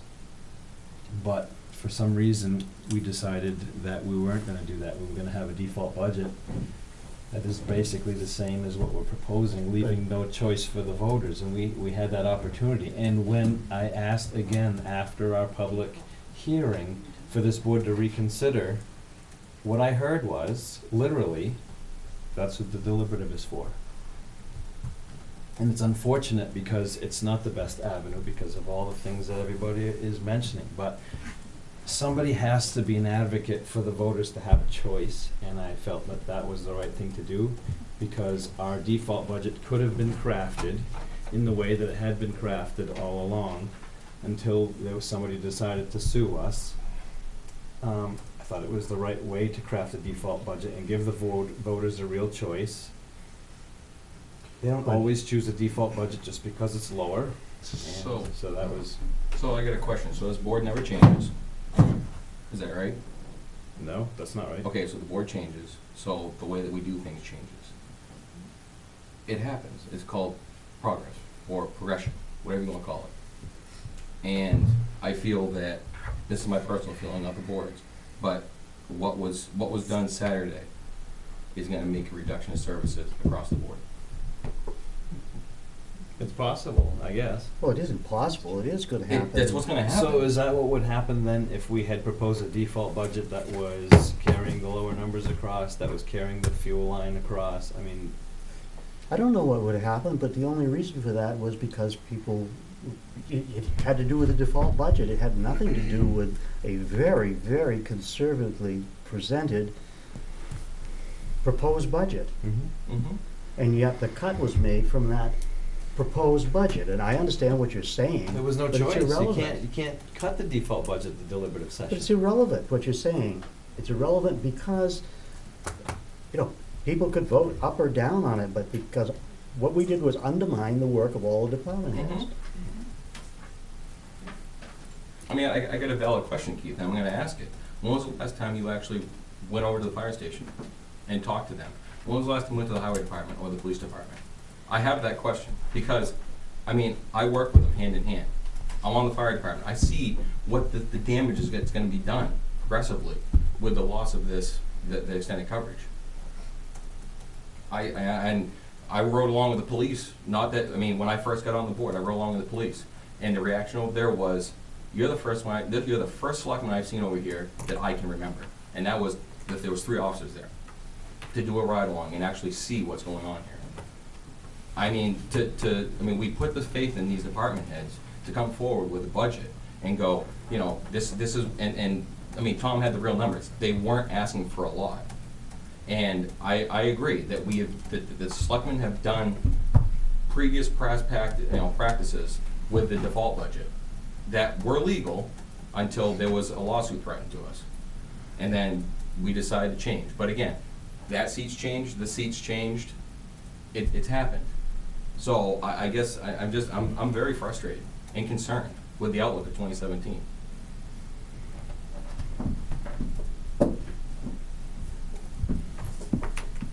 Anything else? I thought we were gonna cover this probably in new business, but everybody Or other seems to be business, I wanting guess. to vent right now, but that's okay. It's more than venting, it really is. Yeah. All right, we're up to minutes. How about Article 4 in the mailer?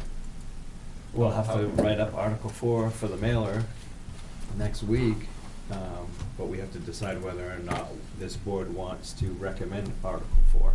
Yeah, and I have the wording probably isn't complete enough, but I have a recommended wording for the mailer, and it probably needs to be expanded on, but it'll get the discussion going. Okay. The operating budget is what it costs all departments, boards, and committees to provide services to the community. Among other things, it contains employee wages, health insurance, as well as all other insurance costs, vehicle fuel, tires, all utility costs, road salt, and general maintenance. That's right out of the pass. Mhm. The proposed budget represents decreases approved as a result of action at the deliberative session on February 4th. The Board of Selectmen cannot recommend this budget since it does not adequately provide for safety services in the town of Weare. So that's just tossed out for discussion. Well, then, I'll make a motion that we recommend Article 4 as it now stands for discussion. As it now stands with the cuts Yes, made. and then if this board votes no, then that would mean that this board does not recommend it, and then that language can go into the mailer. Anybody want a second? I have a point of order. And I don't know the answer to this, but is it proper for you? Take the mic. Is it proper for you to be in a discussion with this since it was you as a private citizen that made that motion? Yes.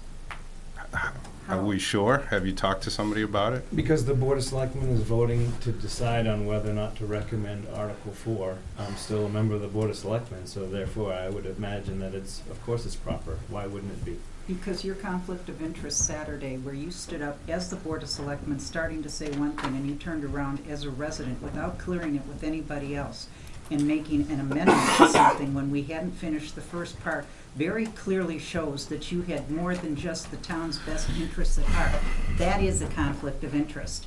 And to have you sit here and try and make any kind of decision like that, I sincerely question, and I think a lawyer better be checking this, because your interest in this is now questioned.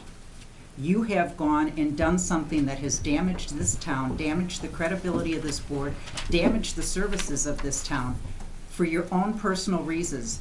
And you do not have the right to put us into more problems because of it. You should not be voting on this. You caused the problem. We crafted a budget. You sat there and talked about how certain things with this new approved budget, proposed budget, would allow for us to have better coverage for the fire department. We would have things structured for the hazardous waste day. You had that all covered. Be I quiet, understand Keith. what you're It's- asking. I'm just asking you to You need to let me have my time. You Just are answer over. one thing. What of this is relevant to whether or not it's proper to vote right now? Because you are wearing two different hats. The person who shot the budget to pieces, and you stood up, and the problem is we have people that attended the deliberative session. They're going to the AG because you stood up as the Board of Selectmen discussing Article 4, And before we finished discussing the original part of that amendment, you opened your mouth up as a resident on that stage. And there are too many people that came in at that meeting and did not see the difference that has now clouded the issue, and you caused the cloud. That is a conflict of interest. And I respectfully ask you to step out of the way, because I think this is a big problem. I'm coming at a little bit different direction, I think, but my concern is that, you know, when you come together as a board and you vote, you make motions, you vote and all that, then you, I thought, you were under the obligation to support, even if you didn't personally agree with the board's vote. And so I don't see how you can be doing that now, because you didn't do that on Saturday. What I'm doing right now is chairing a meeting and calling for a vote of the board. You made a motion. If the board decides, that's right, I made a motion. If the Right. board So I think decides- that you should recuse yourself from this whole discussion. That's my personal opinion, but I'm just bringing it up if. And I think the other board members that's better my step feeling. back, take a look, and I think they should demand that you recuse yourselves, because you've caused a big problem. That's all I'm saying is I serve on another committee, and I looked in our ethics committee today paper that we all have to swear to as elected officials, and it didn't say anything about that in there. But in my training manual on the other committee that I serve on, it talks in depth about that, and that is improper to, as a board member, to not go with what the rest, and so that's why, and I had a discussion with you on Saturday, that you know, because I was very confused in the way, and I said the way that you handled it. But the bottom line is that where, you know, as a board, you act under consensus. And so you don't agree with that, I guess. So I asked you not to be involved in that discussion, because I think it is a conflict. That's my personal opinion. And I think I addressed it earlier today, that the etiquette was probably the wrong way to go. I should have stepped off of the dais and made the motion from the floor and made it a little more clear. And I agree with that. Correct me if I'm wrong, but you were there to speak on behalf of the board on the article? And then I Did made we a ever motion get to as an that? independent person. Did you ever give an explanation about the budget from the board? I'm gonna ask the other board.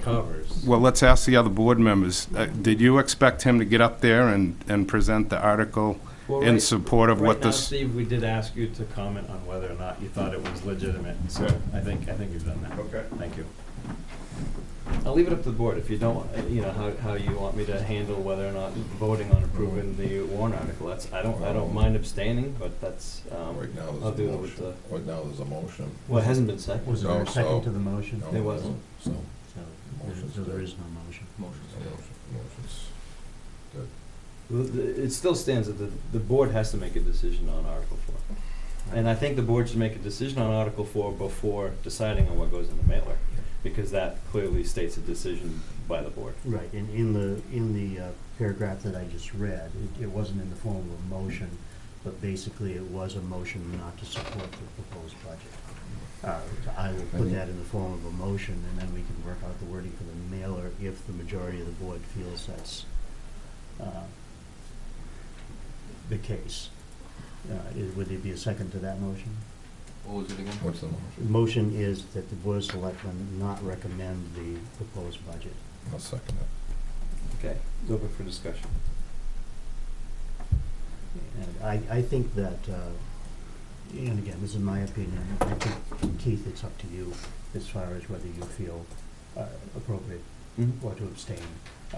I don't feel comfortable telling you what to do, that's a personal decision. I would tend to agree with I that. agree with that. Okay. All right, so all in favor of the motion, say aye. Aye. Aye. Aye. It's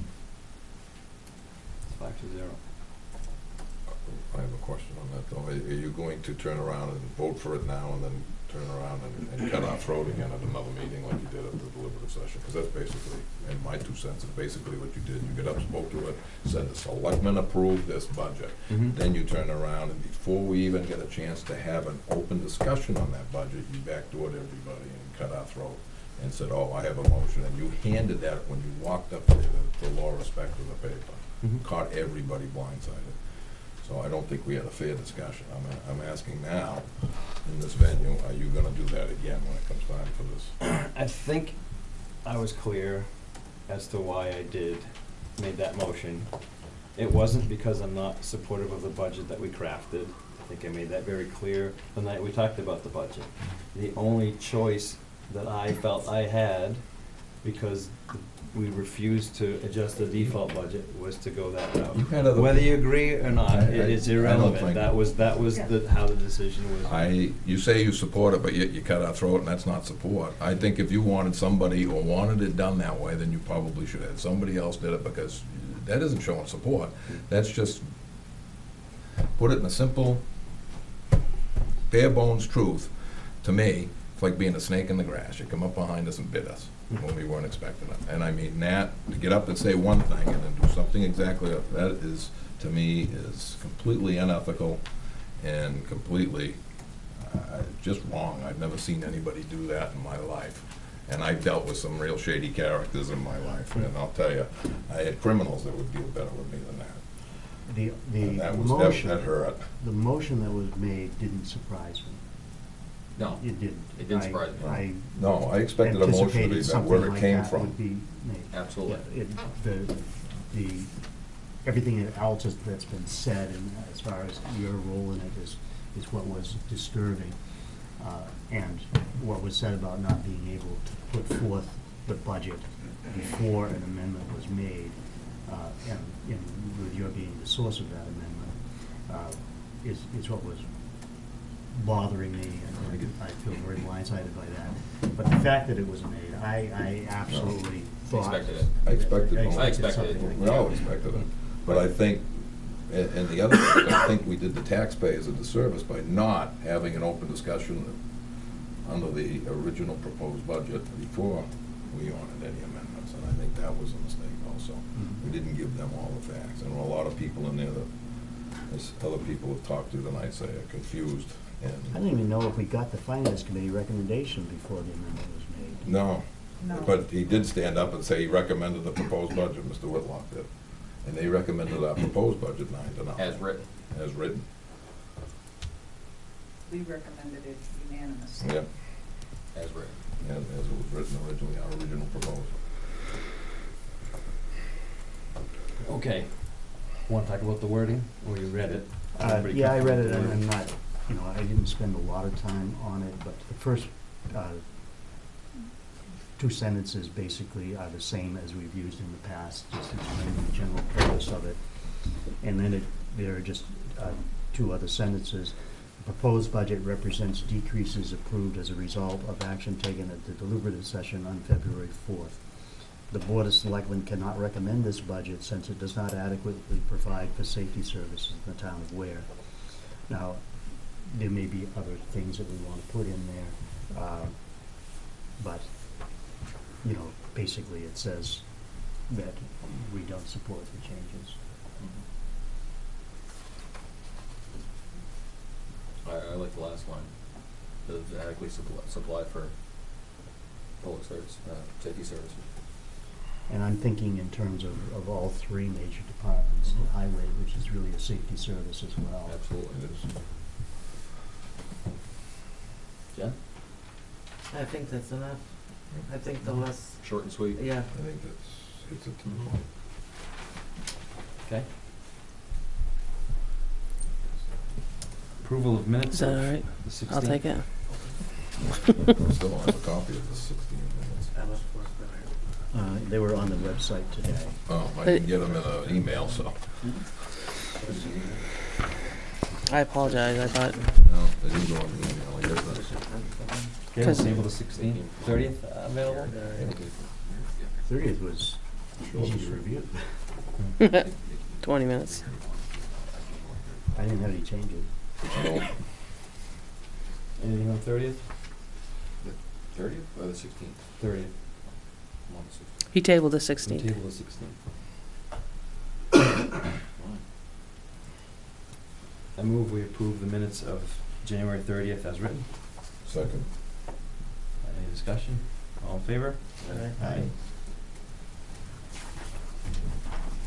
I move we order the treasurer to sign the payroll and accounts payable checks dated February 9th, 2017, as included in the following manifests. Payroll manifest $47,958.87 for weekly and library payroll. An accounts payable manifest of $157,067.42. I'll say that again. $157,067.42. A Weare School District manifest of $450,000 for the February 3rd, 2017 appropriation for a total of $655,026.29. Any discussion? All in favor? Aye. Aye. Oh, thank you. I do have, I didn't get a chance to do the Northfield policy, I'm sorry, because I just had last week's stuff. But I do have River Road, I got an email, and the weight limit's been lifted. And the no-through, that was lifted on, actually through them on Friday. But Benji took care of that this morning, so the weight limits have been removed on both sides of that bridge, as well as the no-through trucking signs went back up on Peasley, so there won't be any more truck traffic coming up by the school. Good. So, Now, the way that we worded that temporary lift, was that, do we have to make a motion to put that back as full standing or Probably be a good idea. full standing? okay, yeah, I didn't What think about roads, it making. was East and Peasley Hill? Peasley Hill. Yeah, it was just Peasley I'll and move, East, yes. I'll move to put Peasley Hill back as a no-through truck route. Second. Any discussion? All in favor? Aye. Aye. Thank you. There's 5 candidates running for selectmen, so I've selected a tentative date for candidates night. I've put it here, but I've not reached out to all 5, so I don't know if it's going to be permanent, so just to let you know. I looked at Wednesday, March 8th at the town hall at 7 o'clock. You got two. At 3. Wednesday, March 8th? Two. Yeah, Three. Who's the third? Oh, yeah, I'm talking about two new ones. Yeah, you, yeah. Wow. I'm already offended now. Whatever, Jack. Just wrote you off. That's for trying to give me a seat. Jan, you gonna be before. okay? It's fine. Fine. All right, so I got That's 3 pretty out of fast. 5, so I gotta just verify with the other 2. That was quick and easy. There we go. Yeah, that was. And then I'm going to be off on Thursday, so just. was 7 p.m.? 7 p.m., yeah. The Old Town Hall, March 8th, Wednesday. Do you have somebody Who's gonna do to that? do the question? I don't, because I really just picked the calendar day before I came downstairs. Who's going to ask the questions? Yeah. Yeah. Who's gonna moderate is what you're doing. Basically is what it is, yeah. I'm off for suggestions. Why don't you do it? Yeah, okay. No? Conflict of interest. Yeah, I was just going to Yeah, say. just a bit. They're gonna evaluate her once they get Yeah. elected. Why not Eileen? Jack's wife. Yeah. Is she on the ballot for? No, Oh, she's not? no, she's not on the ballot. No, she just broke down. That's true, I'm on the ballot on the other side of the street, though. Huh? I'm on the ballot, but on the other sid of the street. Yeah. She'd So, do I it. mean, I'll ask She'd Eileen. do it if you wanted it. Okay. Yeah, I'd ask her. Can I give her the questions to ask me? Sure, why not? Let's really Nice. stack the deck. I can ask her, sure. I mean, I'll ask the other 2, make sure, and then see if she's okay. Yeah, that's, I mean, that's a fine.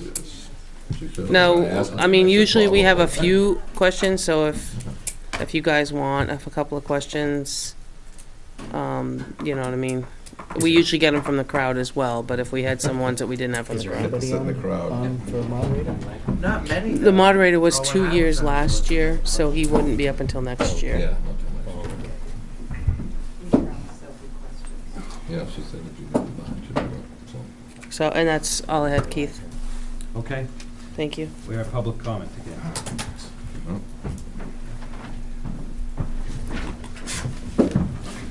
First of all, I've served on the board with a couple of members here for 6 years, and never ran into a situation, never expected a situation like we saw Saturday. We do have disagreements, whether in public or have had, whether in public or in private. That's what we do when we do come out, when we reach a decision, when we reach a vote. We all kind of stand behind that vote. And there would have been an amendment made, obviously, since discussion had taken place prior. I was surprised that it came from the board member. Kind of shocked, actually. I don't think that was the right thing to do. I don't think it was the professional thing to do. It was the right amendment to make, but from the wrong person. But I really need to hold accountable comments that have been made tonight by members of the board, especially you, Mr. Hippler. I'm assuming you're familiar with the odd default budget, proposed default budget, and the proposed budget. So you made comments tonight, and you tried to solicit information from the Board of Firewood's chair, that services are going to be in jeopardy. I just asked him a question. Well, your inference was that comments relative to the budget indicate that safety services are going to be jeopardized. Do you know what the difference was between the proposed budget and the new default budget? As far as the total, it was stated tonight. Well, yeah. Okay. Do you know what? I just let it flow. The fire department only? Yes. Okay, let me tell you that. First, let me start with your default budget, not the revised proposed budget, which is the default budget. Okay, your default budget was $451,776. The proposed budget was $498,407. Now, the difference between those two numbers is the $46,000 for the additional coverage of the firefighters, which was not in your default budget, and it shouldn't have been. It's a new expense. It should not be in the default budget. Right. So how can you say that services are being jeopardized as a result of the new revised proposed budget?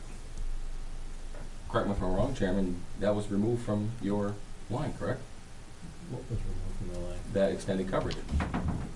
With the number that was proposed, that particular line item was removed. Was that It was, the default? let me just clarify again, because I did state this.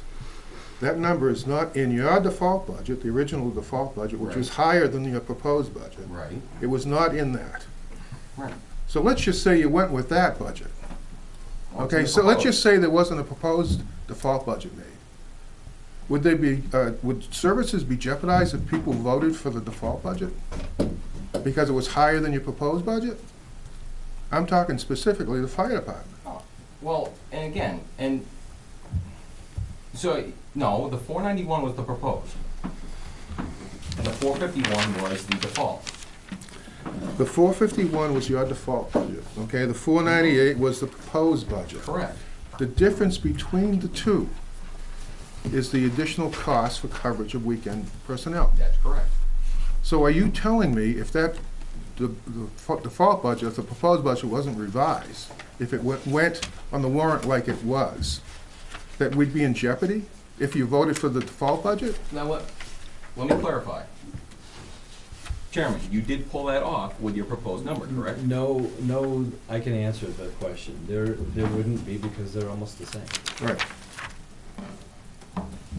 So there is no difference in terms of services being provided. You're asking for additional services, basically, for coverage on weekends. That's what the difference is between the new revised budget.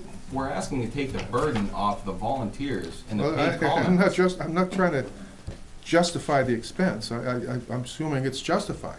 It's But that's, definitely justified. you don't understand. That was in your proposed budget. I understand that. The default budget that you had submitted was higher than the proposed budget. You understand that, right? I understand that That's as a like whole. 5,000. As a whole. Oh, you've got bottom line responsibility. Not with that budget, we don't. You make up the default budget. That default budget that you initially proposed did not include that money in that for the additional Because services. it's a proposed item. So are you saying then that if people voted for the default budget, your default budget, which was higher than the proposed, safety services would be in jeopardy? No. No. But that $46,000 for additional services costs weren't in your default budget. Right, because it's proposed to help, to offset and help the call for us. Okay. I The understand dollar what you're saying, amount, Dick. the dollar amount for that service was not in your default budget. Right, how can it be? It's a proposed amount. That's right. Right. If you're saying, what I'm trying to get you to say or understand, if people voted for the default budget, which was $5,000 higher than your proposed budget, are you telling me that safety services would be in jeopardy? In other words, that item is not covered under the default budget. It can't be, it can't be. No, it can't be. So can't be. is, Correct. and I understand the It- it- question, I understand the question. I do. seeing it's Well, not there. then why I'm are we looking at the saying, numbers then right why here. are we saying that safety services are in jeopardy? Because the only difference is in fact that, between the revised proposed budget and the old default budget. There's other lines that were taken out of. There has to be. Let me just, you see, maybe a few $1,000s. You're talking about almost a $47,000 expenditure in the proposed budget. When you look at the default, the old default and the new proposed budget, there's only about a $47,000 difference. Take 451 and add 47 to it. What do you get? 498, the 498. That's the difference, Jack, between those two. I'm just looking at the total bottom line for the whole budget. 109,000 is gonna bring it down to, 5,670,628. Yeah, I'm not, yeah, that's not, So I I'm mean, not, you that's not. gotta make the cuts. It may not just be there, maybe other places. Yeah, but the statements were made tonight and they're inflammatory. Yeah. That safety services are in jeopardy. Well, I don't think the safety service for the fire department are gonna be in jeopardy, because the higher number, which was your default number, doesn't include the additional amount for that weekend coverage. So that's an erroneous statement. You have to fight for your proposed budget. I mean, simple. I mean, you have to convince people that, and that you didn't have the opportunity. And we didn't have You the should. opportunity. You should. That's right. The other thing, when you talk about the highway department, because it was indicated that the highway department is really considered part of safety services, and people were tripping over themselves to say, yes, it is. But the difference between the, in the highway department is probably I think it's $8,000 between the revised proposed budget and the old default budget, or the old default budget. So, I mean, the proposed budget for the highway department is 1,293. That was your proposed number. The new number that came out of was delivered to the board a couple weeks ago is $1,285. That's an $8,000 difference. Are you really telling me that we're not going to be able to provide the services in the highway department because there's an $8,000 difference? But that's That's if the That- default passes. Huh? That's if the default passes. But that, Dick, is not necessarily where the changes will be made. Yeah. We have $108,000 to be made up. But where? That's up to this board. I not know, up I to think the anybody board else. should have reviewed it by now. And it should have looked at the default numbers and said, wait a minute, we need a compromise here. You didn't even do that. Actually, I don't know, if maybe you were watching at home, but, that did come up earlier in the meeting. And the suggestion was that once we know which budget passes, and if it is the newly revised proposed budget, then we go back to department heads and give them a number to work with, and then they reorganize their budget and come back to us with their proposal for what they would do to Tom, we've done that. That's nothing new. I mean, last year, you got a proposed budget. We've operated on, last year, you got a proposed budget approved. Prior to that, It was very rare that we get a proposed budget approved. We occasionally did. But every year, when you start the new year, not knowing whether you're gonna have the proposed budget or a default, you start that year with a default budget. Yeah, and we did have that discussion too. And, Well- you know, that in that, as you start the year, you work within a default budget. You don't make any new purchases. You spend on the things that have to be spent on. You know, the salaries are the salaries, they have to be spent out. Insurance costs have to be spent out. And anything that would be a normal expense that you couldn't alter regardless of which budget is what they should be doing. But then once it's passed, we have to go back and involve the department head in the decisions on I know. their line-by-line budget. I don't think it's that unusual from what we've done in the past 15 years. No, What- the prior to process, the- the prior process, to the is- vote. I agree with you, it isn't the process, it's the fact that the increase in our proposal was so conservative to begin with. I agree. I support the proposed budget. And the Finance Committee did, but they can't say, we don't support the default budget, whether they would have, who knows? They basically have to comment on the proposed budget, just like at the deliberative session, you can't change the default budget. Well, that would have been done. The other thing is the police chief had basically said the same thing. I thought he said, talking about cutting services. What he was talking about tied in somewhat with it because they've got this legislation that involves the authority that state police have in towns that are over 3,000 in population. And there's legislation to correct it. But right now, going by present law, they are not supposed to have authority in towns where there are more than 3,000 people unless they're called on to come in. So we have what we're calling police coverage from 3 to 7 in the morning from state police. But if they truly are providing that coverage, then they're doing it without authority. But there's legislation being proposed that would give them that authority. And what Chief Kelly was saying is that if that legislation doesn't pass, then we're kind of stuck because they're gonna have to start living with the law and they won't be able to provide that 3 to 7 coverage.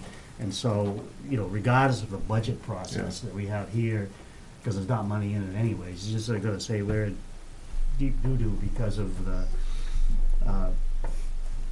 the law. Well, I don't know if coverage means on call or actually. Well, they have 24 hours so people are on.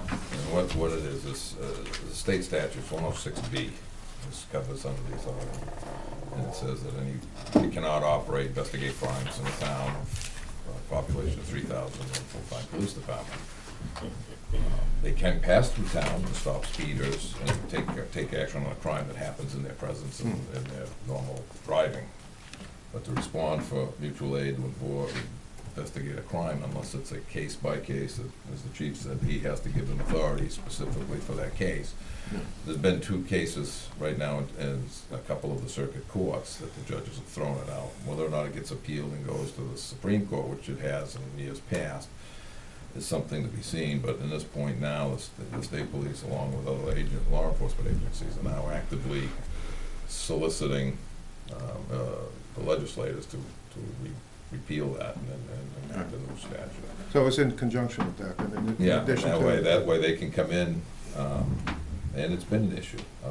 Merrimack County got away with it for years, or some of these other towns, by saying, oh yeah, they go off at midnight, 1, 2 o'clock, and say, state police is on call, and you let them do that on the radio. Okay. But that doesn't necessarily cover them if somebody makes an issue of it. Well, I just wanted to talk about the operating budget and the difference between the two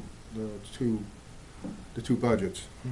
It's a $33,000 difference between the two. Between the proposed budget, which is for that department, it's $1,424,000, and the proposed budget is $1,457,000. That's a $33,000 difference. And we know that, based on past discussions, that a police officer runs about $100,000 a year. We currently have 2 openings, and I'm gonna round it down to $15,000 a month. So in 2 months, which is by the end of this month, it'll be $30,000 savings in not spending for The salary's $100,000? The cost. Oh, the cost, yeah, yeah. The fully loaded cost of a police officer. Yeah, that's right. One of the things that we did, which you wouldn't necessarily be aware of, in an agreement with the Finance Committee, was to take 3 months' salary for 2 officers off our proposed budget, because we are down those 2 officers right now, and it didn't seem that it was credible that we would be able to hire them before April 1st. So the figure for officers' salaries that is in our proposed budget already does take out whatever they would be making for the first 3 months. Now, you know, Okay. there might be a little savings there because It could go another month. could go another month or two. I didn't, But that's that all. wasn't even brought out at any of the No, public hearing well, or any of again, the we discussions. didn't- I think it's we pretty didn't important. have a chance to. Enough that it should have been mentioned. I never got a chance to get it mentioned. Well, Saturday you didn't, maybe, but prior to that. you But did. that was, so that's a low number, which if we get back to full staff, well, you'll see increased in next year's budget, because we'll have Yeah. those 2 additional people to pay. All right, but I don't see it being, we've never had a problem with providing services in the past. We've had some default budgets year after year after year after year. Well, let's face it, you know, we live with what we get. Well, I know, but we've never cut back services, what I've said. I've never seen services cut back. Might have had to tighten the belt a little bit, but we've never cut back No, on I services. think what Rick was referring to, and it does tie in with our need to change the way that You calculate the default paramedic budget. and ambulance services are provided, because we're really scrambling to get that done because of not having the on-call people to do it. I've talked to Chief Vizina about it, and it is a serious problem. It's unfortunate, but that's life in the big city now, I guess, the big town. Makes us But, unique. But there are ways around that, you know. I mean, early in the session here, when we were talking about the budget, there was a question about we talked about the cruises. I suggested taking money out of the unreserved fund balance. Typically, I wouldn't do that. I've always figured that sacrosanct, we're gonna leave it there. But you're dealing with a unique situation, and I felt that was the responsible thing to do. Same thing when it came to the situation with the ambulance service, where we weren't getting, calls weren't being made. And so we didn't have people that would go out and make the calls, so we did the per diem. And that's when we switched the ambulance billing and funneled it into paying for the personnel. The same thing happened when we ran into a situation with the protective clothing for the fire department. That year, I put that in the default budget. It was an additional amount, and I know that some selectmen disagreed, but 3 agreed, and that was put into the default budget, where normally it would have been put in the default Yeah. budget.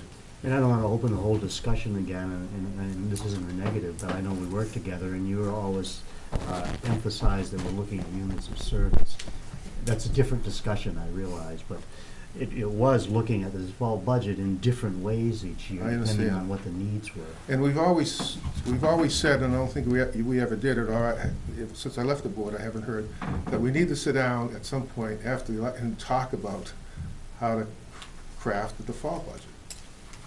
And I don't know if we really ever had that. We've gone from one extreme now to the other, but there's ground in the middle.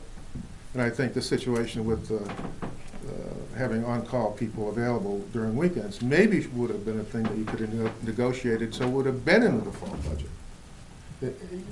We've put things in the default budget that probably shouldn't have gone in there.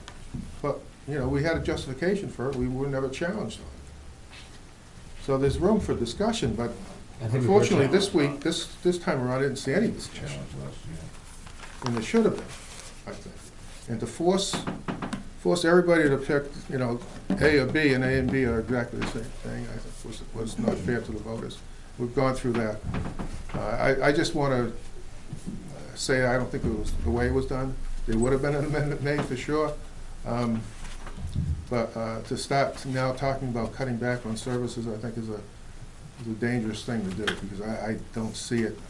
I lived through it for 6 years, and I think probably 4 or 5 out of those 6 we had default budgets, year after year. So just be careful what you say. Well, I'm hoping for a default budget this year. I like to see you promote that somehow. I don't know how you're gonna word that. They usually change the budget A and budget B or something. Nice.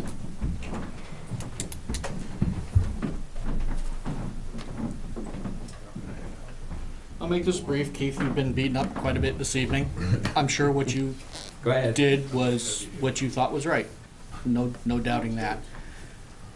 Sitting out in the audience, it was not clear to a lot of people, including myself, that you were speaking as a citizen. I think it needs to be put on record tonight, at the best, that you were speaking as a citizen and that you were not speaking as a representative of the board. Second, I think you owe everybody on the board, all the people who worked very hard on that budget, and a personal apology for what you did. Thank you.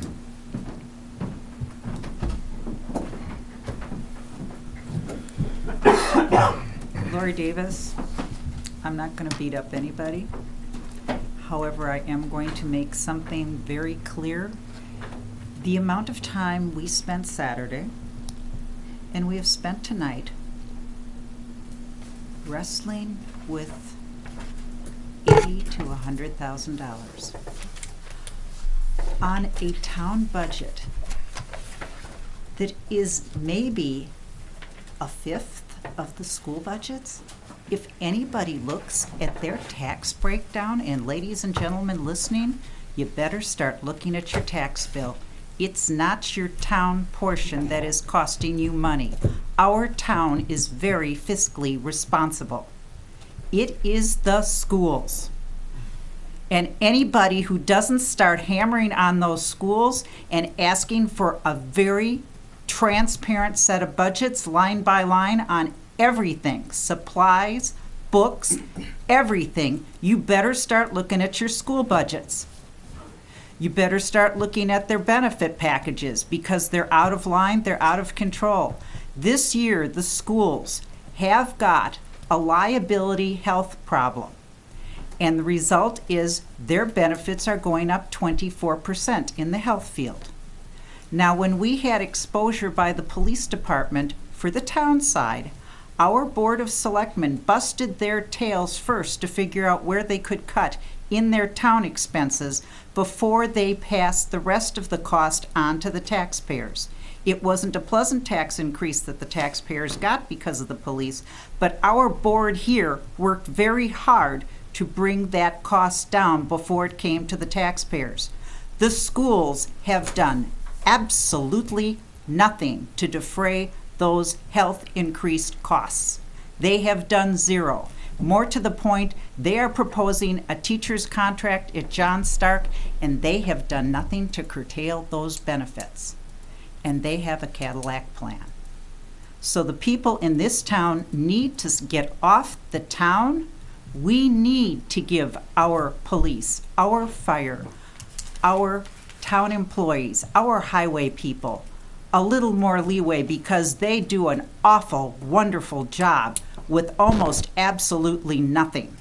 And if you want to whine about your taxes, because we have somebody that comes here every week and complains that his tax dollars, he's not getting any money back on his taxes. I pay way more taxes than he does, and I don't have a problem with that because I know what I bought and I know where I live. But one thing I do know is that you need to look at the departments that are the problem, and it is called the schools. And you need to spend more time with the elementary. You need to look at the junior high, and you need to spend time with your high schools, because those costs, ladies and gentlemen, are out of control.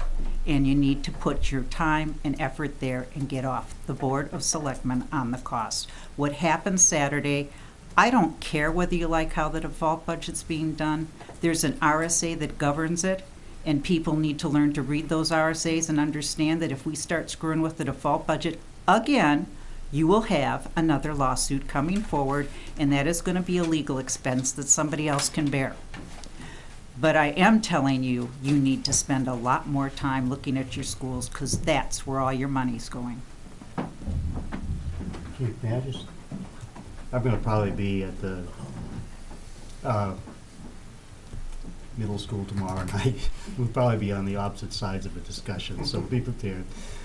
But, you know, I just want to comment on something, because being an educator for most of my adult life, I understand. I'm trying to help your board. Yeah, I know. Don't shoot your board in the foot. But there's another side to it, and a big side of it is the state. You know, the state, the way that they handle, they claim an adequate education is $3,600, where the real educational costs for school districts range between $11,000 and $14,000 per pupil, and Weare's on the lower end of that. The other thing is this incredible impact that has happened as far as retirement costs. Up until, I think it was 2009, the state was paying 35% of the retirement costs. And with schools where virtually everybody in the system is on the state retirement, all of a sudden having to pay an extra 35% of the costs really impacts those budgets. It impacts ours too, the police department, and particularly because theirs went up so much. But anyways, I just have to say that You because... should save that for tomorrow night. Oh, you hear it tomorrow night. But you shouldn't be bringing it up here because you are representing the Board of Selectmen, not the school I think it was board just a now. response. Yeah, it was just a response, Lori, because I just think that there's such deep problems with financing of education in the state that goes beyond just the local schools. That's all I'm saying. Any other public comment? I should have gotten up there to say that. I'm sorry. Steve Roberts. We got Senate Bill 2, I don't know how long ago it was, but I first started going to town meeting. I haven't been every year, but since I remember my first one was I was 17 years old. And the default budget and all that stuff all came out of Senate Bill 2 because we didn't have a chance to actually vote on the articles right there like we used to do. I think that it's very complicated. Even people that say that it's simple don't understand it and can't tell you how it works. There's a lot of loopholes and things in it that I've seen that have caused issues. The biggest one is, I think one of the reasons we spend so much time at deliberative session is because of you can't vote that day, so you have to try and make it clear for the voters when they go to the ballot box, but we still have a lot of uninformed people vote. I'd like to see us go back to town meeting. I know that they say, well, there's less voters, but if you look at the amount of voters that we get at the ballot box, it's usually decided by a couple hundred votes. And town meeting, as I understand, used to have about 200 people show up. When I've prepared budgets in my job for voting and stuff, I was taught that your job is to you're the expert. Your job is to inform the people of what the needs are and answer all their questions so that they can make an informed decision. At the end of the day, it's their money.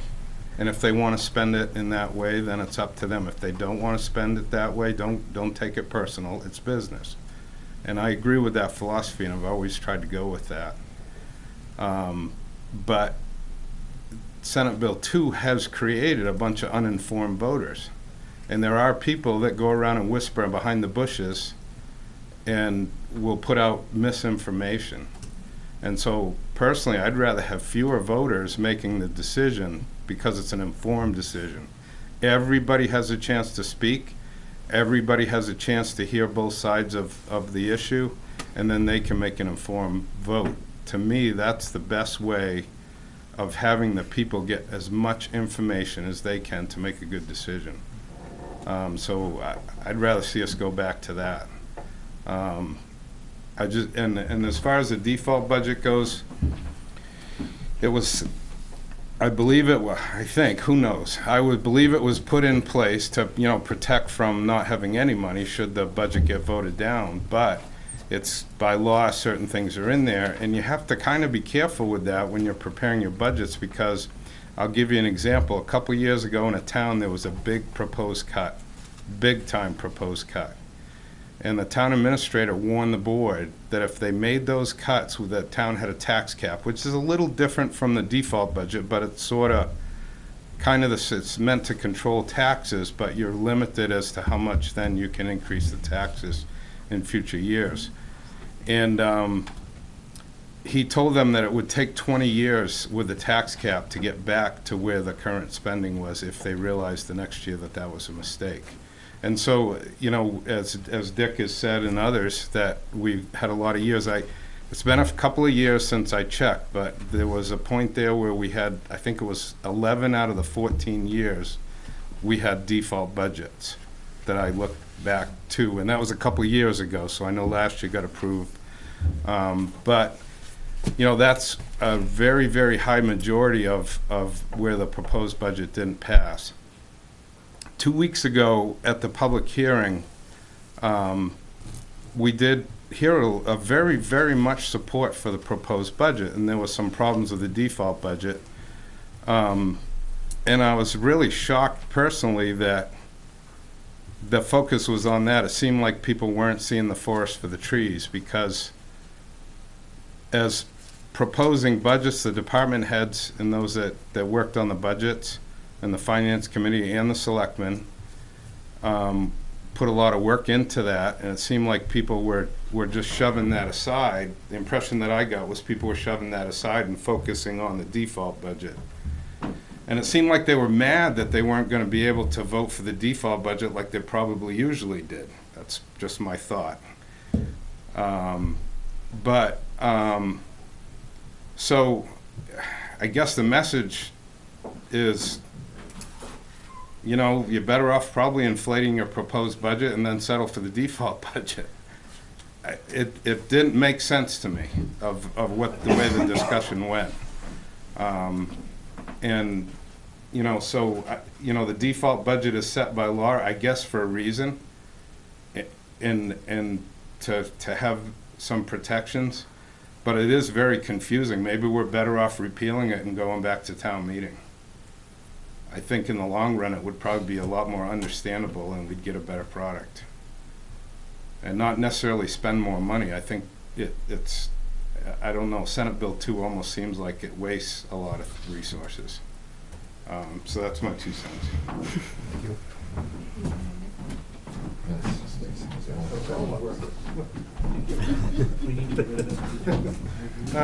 Unfortunately, things get personal, and that's when they start to fall apart. I don't think when I was on the board, you know, things got heated, but I don't think we never got personal. But tonight, things did get personal. And when you start casting aspersions on people that come up here, it's really sad. There's that person, we know who we're talking about, I don't have to mention his name, has done a lot for this town over the years, for free.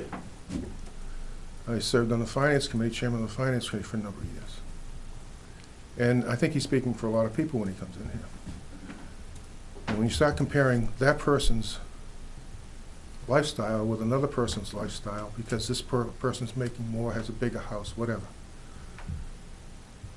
it's really unfortunate that we getting to that tone. And I can tell you one thing: that person goes to the deliberative sessions at the schools, and does get up there.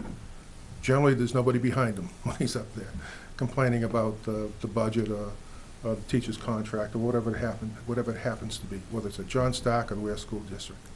That person's going to be there, and that's who he is. Knowing that person 20 years ago, same person 20 years later. And I have respect for that individual when he gets up here and takes on a difficult subject by himself. So it's unfortunate that it got personal. Thanks. Any other public comment? Okay, any other business? Keith, I'm gonna just pass this around. You guys can take a look at it. This is a sample ballot. 2, 3, 4, 5. Now, Jennifer, your name's on the bottom, but it's not for, it's because there's 5, and when there's 5 on the ballot, there's a certain letter they start with in the alphabet. So just to, so we're The one at the bottom doesn't make it. No, I'm not saying that. Luckily, I got on the top, and that's selection. I'm just saying that's why the order is not alphabetical, just to take your, and then just to also let you know, we have nobody running for cemetery trustee. So, the numbers are what you have. The amendments, the only amendment, 4 was amended, and 15 took out the 2 columns, and the rest were as written. So where we're not finished with the wording, I guess it's entirely up to you. If that looks fine with you.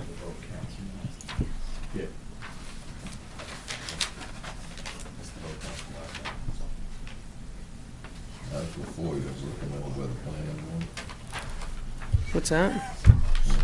Bottom line. for the budget. Well, I'll have to change, obviously, Recommended by the 4. Planning board. No. You're right, 4 does say planning board, what the heck? So they took over? Maybe they did plan. Yeah, no, I have to fix that as a result of tonight anyway, Yeah, okay. so. Planning board. So the ballot does have recommended by. It doesn't have the tax impact. Doesn't have a tax in. Right, that was my, Yeah. that's funny, I didn't, how the heck did I do that Look one? at it, it's the planning board. I don't even know how that got on there. I don't know. Did the warrant have it on it? No, the computer Okay. must have kicked it out. Because the one above it says Article 2 about the planning board, so it must have kicked it down. Probably. Article 3, rather.